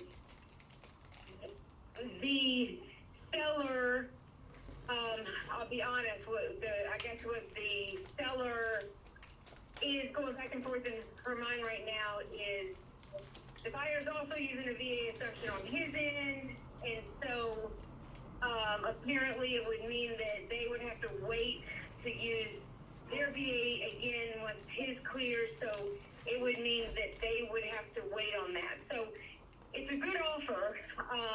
It's a very strong offer monetarily wise. Yeah. But it's, the VA assumption is kind of holding her back on it a little bit. I think she's just feeling that out to see if it is something that they can wait on to use that VA on their end again. Yeah, totally understand So that. I don't know if you would be interested in using the VA assumption, or if y'all were going to be doing a conventional offer, or what your thoughts are on that. Now, the house itself, I absolutely love the house. I've done a couple open houses in it. What they did was, it's on a smaller little plot of land. They took a piece of land, divided it, and then built two houses on it. It's on a very quiet road on Hickory Shores there in Gulf Breeze off of Highway 98. It's on the north side of Highway 98. It's got the 4 bedrooms downstairs. So when you walk in the house, you got 3 bedrooms on the front of the house with just one main bed, one bath, 2 bedrooms and a bath, and then the 1 bedroom's on the other side, and the laundry room there. And then the master's on the back, with the door that goes out back there onto the porch. And then upstairs, you've got the 5th bedroom with a bath on its own upstairs. So it could be, kind of an in-law suite or something, because you've got space up there. Yeah. It's got a nice sized backyard. The biggest problem is I don't know if you can have a pool put back there, and that would be something that... Pools are expensive to put in, and they don't have that much value. So, I totally understand that. I'm actually a veteran myself, Pause. so I'm pretty familiar with, all the VA entitlements. So, Pause. have they been explained their alternative options? Pause. Yeah, press click, it will just be like. Okay. Did you notice something? Yeah, like the seller the realtor kind of covered a lot of the points. She was speaking a lot, man, so he didn't really need to ask that. That's what I noticed, like, he didn't really ask most of the stuff, because the realtor was kind of speaking a lot. Bro, you gotta notice some stuff that, other than speaking, you gotta notice the things that change in the conversation. For example, you gotta notice what's the frame of mind of the realtor and the caller. So, they talk a lot, but you gotta notice, are they in sync or out of sync? I guess for me, because I noticed, I'm gonna show you something. Go back a little bit, like 34, 33, maybe 30, yeah. Divided it, and then built 2 houses on it. It's on a very quiet road on Hickory Shores there in Gulf Breeze off of Highway 98. It's on the north side of Highway 98. It's got the 4 bedrooms downstairs. So when you walk in the house, you got 3 bedrooms on the front of that with There's one main bed, one bath, two bedrooms and a bath, and then the one bedroom's on the other side, and the laundry room there. And then the master's on the back, with the door that goes out back there onto the porch. And then upstairs, you've got the fifth bedroom with a bath on its own upstairs. So it could be, kind of an in-law suite or something, because you've got space up there. Yeah. It's got a nice sized backyard. The biggest problem is I don't know if you can have a pool put back there, and that would be something that... Pools are expensive to put in, and they don't have that much value. So, yeah, I totally understand that. I'm actually a veteran myself, so I'm pretty familiar with, all the VA entitlements, so... Yeah, so, why are you saying they're not in sync? Because Stella was talking about the property, then this guy just went to talk about the pool, then completely switched the conversation? No, I think I'm gonna say that you're gonna notice. So the seller was obviously selling the property, like it has a nice 2 floors, nice pool, you can build a pool.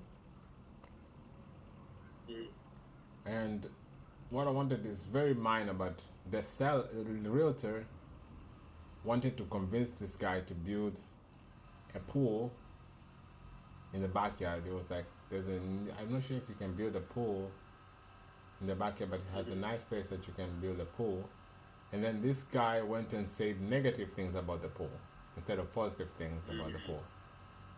So the guy said the pool doesn't add too much value. Pool is expensive and doesn't add too much value. Yeah, instead you could have said, it would be nice if it had a pool. It would have been nice if had a pool. Why am I saying this? Because if you check look at calls with the Brandon or Landon, the other guy, Brad or Landon, you'll notice that they do a lot of supporting, instead of going against. And I'm gonna guess let's listen a little bit, then you're gonna notice that the realtor will probably turn from excitement to not excitement. Let's continue playing.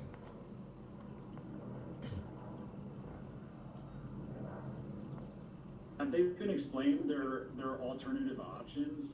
So, because we have some awesome lenders who help veterans with their tied-up entitlements all the time. Okay.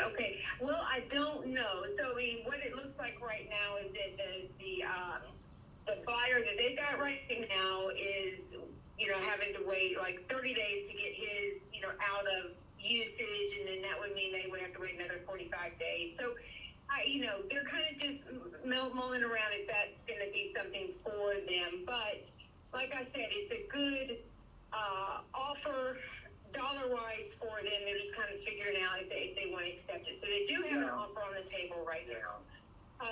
What's their timeline to try to get out of the house? Because I haven't assumed one before, but I know the assumable loans take forever.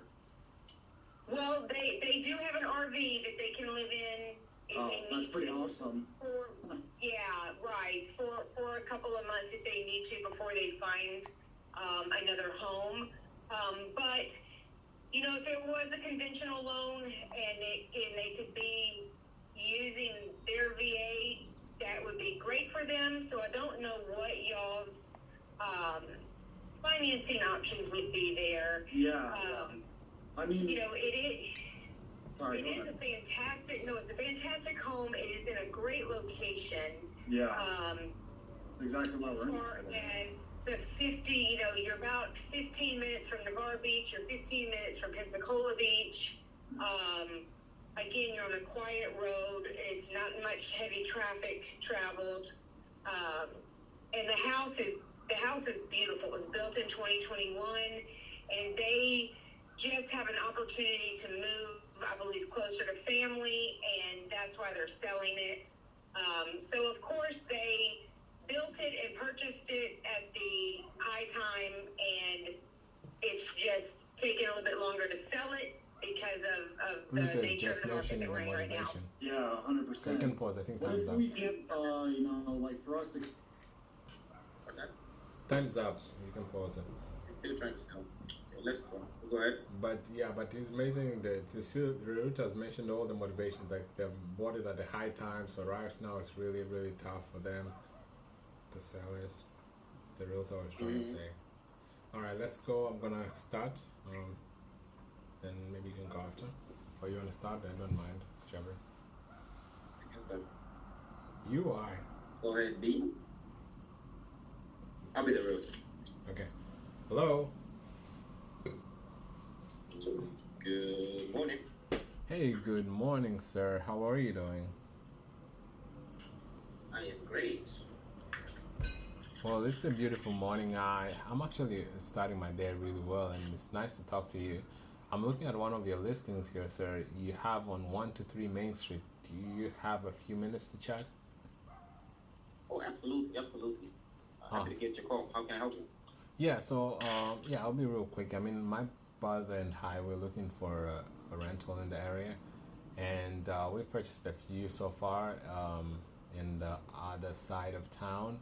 But we're looking at this area more closer right now because we've noticed like a lot of good properties coming up, and this one looks like a really nice property. So I'm assuming you guys have had a lot of people seeing the property.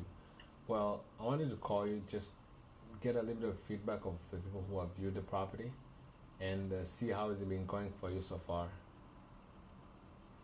Oh, it's been going great. Nothing solid yet. We got someone that came too close to the asking price. We had about 6-7 offers so far. Oh wow! Mostly from investors, mostly. But we had a family that's come across close to asking price, but they just kind of finding the money for it. But everyone really loves it. I mean, yeah. Love the neighborhood, love the pool. Loves that it has like a 3-car garage, which allows room if you've got any cars, or visitors or people coming over to see you. And also, it's kind of close to downtown, so that's a plus. The only thing is there's a big tree in the backyard, which is kind of reduces the space in the backyard, like a playing area if you have kids. So that's really the downside, but that's not a major issue. You can always chop it down. Yeah, that's what I tell people. Like, whenever there's a tree like in the outside, the first thing we do in most of the rentals is just chop it down, man. It's far easy Sounds to. Sounds like you're not an environmentalist, but I mean, it is what it is. Yeah, because like it just makes it very easy. Like when you work, like when you clear out the space, man. And plus, like, yeah, it's maintenance and all that kind of stuff. It's just heavier over time. So yeah, as I mentioned, like we're looking to buy this as a rental. I mean, it looks like you guys are, you've had a lot of offers, and one of them that you said it fell through, or are they still working with a lender to? Yeah, they're working with a lender. I think trying to still organize the finance for it. Oh wow, okay. What did they say? Did they have any comments on? They haven't yet gotten back to me yet. I expect they should probably reach back out to me sometime today, tomorrow, I guess. I see. Fair enough. Okay. Cool. So I mean, in that regard, I mean, I'm assuming that there's nothing major apart from what we see in the pictures. All right. Fantastic. All right. So yeah, I mean, have you? Is it currently vacant or is it occupied? It's vacant. Oh, perfect. Wow. Okay. So, I mean, you have a vacant property, so you have a few offers. I mean, right now, at the sellers, because, I really think, like, this neighborhood is really good. We're looking to invest here and buy a couple more properties. But it's just, every time I get into a realtor, to call with a realtor, I want to at least get an idea of where the seller's mind is at.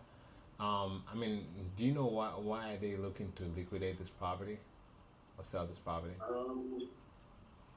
Well, they're looking to sell because of they got it for their kid, but their kid graduated. The kid was staying in the property and was rented out with friends, but kid kind of graduated from university now, so she moved close to the family. They live upstate. Oh, nice for them, man. Nice for them. Parent of the year right there. Okay. Wow. Yeah. Yeah. So, Yeah, I mean, I would want so I would want to present an offer here. So it looks like you guys have had a few offers again, like you're looking to sell this pretty soon. I mean, this they've moved out. Are they planning to? I mean, does it matter whenever you close? Is there any time crunch or any timeline that we need to honor our closing? Not really. I mean, it's been vacant for about 3 months now, so they're willing to wait. Oh wow, okay. Were they like were they thinking of like renting it out or selling, or is it's been vacant just? Possibly, if it doesn't sell, they might consider renting it out. I see. Fair enough. Well, yeah. I mean, so I'm looking at the numbers here. Obviously, I can see the price that you guys have listed it for, and it's kind of the offer will be a little bit lower than what I'm seeing here because of what we bought the property recently in the area.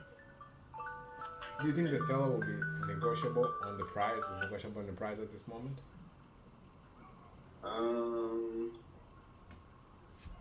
Well, slightly, probably like 10,000 down. They might go to 10,000 down, but not really. Okay, cool. Yeah. I think we're gonna be way lower than what you guys are asking for, because like there was a property we bought recently in the area, and it was kind of similar condition, but a little bit on the different area. We bought it around 50,000 down, less than what you guys are asking for, and I don't want to shoot you at all for if they're not really looking to entertain any low offers at the moment.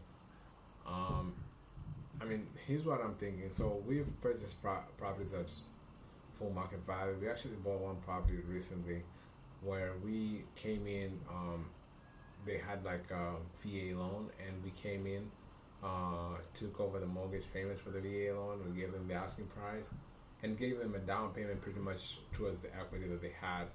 Do you think your seller will be interested in doing a deal like that?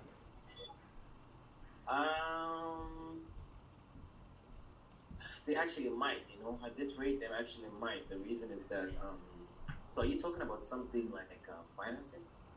Yeah, subject to. So informally they're known as subject to. So basically what would happen in this situation would come in if they have, do they have any mortgage or any, or is it they only free and clear? No, they bought it outright. Oh, they bought it outright. Okay. So in that situation, man, we'll just come in at the asking price, give them a down payment towards the equity that they have, and then make monthly payments, passive income checks until it's paid off. Okay. And you said but how that'll take too long? I mean, you said you make income checks, so how much you pay monthly?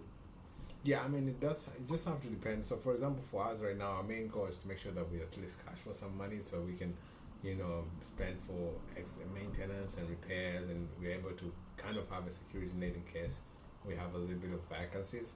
So we just have to see on the monthly rent and how much rent can we charge for each room. And sometimes, so the advantage of us is we're able to offer more in terms of like payments and stuff, because we also in a place like this, we're able to turn this also into good, let's say short-term rental. If it numbers make sense, if the area is good for short-term rentals, I just have to do my analysis, of course. But if it also works with mid-term rentals, where we rent to like nurses, traveling nurses, and doctors and corporate clients like that, so we're able to do that too if it makes sense. Yeah, so I just have to see. But I mean, the monthly payment really, I mean, for us, if you ask us, we really want it to be as low as possible. But it all depends on what the seller. I mean, what do you think will make the seller comfortable to do something like that, like this? Well, how much? I guess they will get in about 5,000. So in order to convince them, they will probably need to be more. I mean, the property is $5 million property, so they'll get 5,000 a month. So you said it's a $500 property. $5 million property. So they might need, if they will rent it out by themselves, they can still get 5,000 monthly on it. It's a big property. So unless you can present something more than that, why they're better off renting it out, I actually 100% agree with that. I think if they're able to rent it out, and I think that's the best option. But look at this, like right now, do they want to keep like dealing with tenants, termites, and toilets, and be able to get phone calls in the middle of the night, maintenance, repairs, dealing with the contractors, property management. Like all of that, 5,000 looks good, but if you account for all the things that you have to do, it really depends on what they're willing to do. But in case we do a deal like this, so we'll give them a down payment to secure that equity that they have, and also monthly they don't have to worry about any maintenance, any kind of repairs, any kind of tenant toilets. We have actually a good system that runs. We have property managers that will have in-house that will take care of all the maintenance and repairs, and that way, like our system are well buttoned up. So I mean, I think that's the advantage in that situation. So they really have. I guess sorry to cut you off. Their main concern would be how you get your funding, because I guess they'll be worried. You know, what happens if you default on the payments or something like that. So what Time's up. I guess time's up. It was up, but you didn't want to do that. I told you in the middle that time's up, but you continue. I told you. You didn't tell me. I swear I did. I told time was up at 54. I told you time was up. Really? And then you told me like a lady. You were like telling me you're quiet. I wanted to. What mistake? You're shy. What's wrong with this? I wanted you to finish the code the whole way, so I gave you the chance. There's a mistake that you made on what did you say? So let's just about open. And you said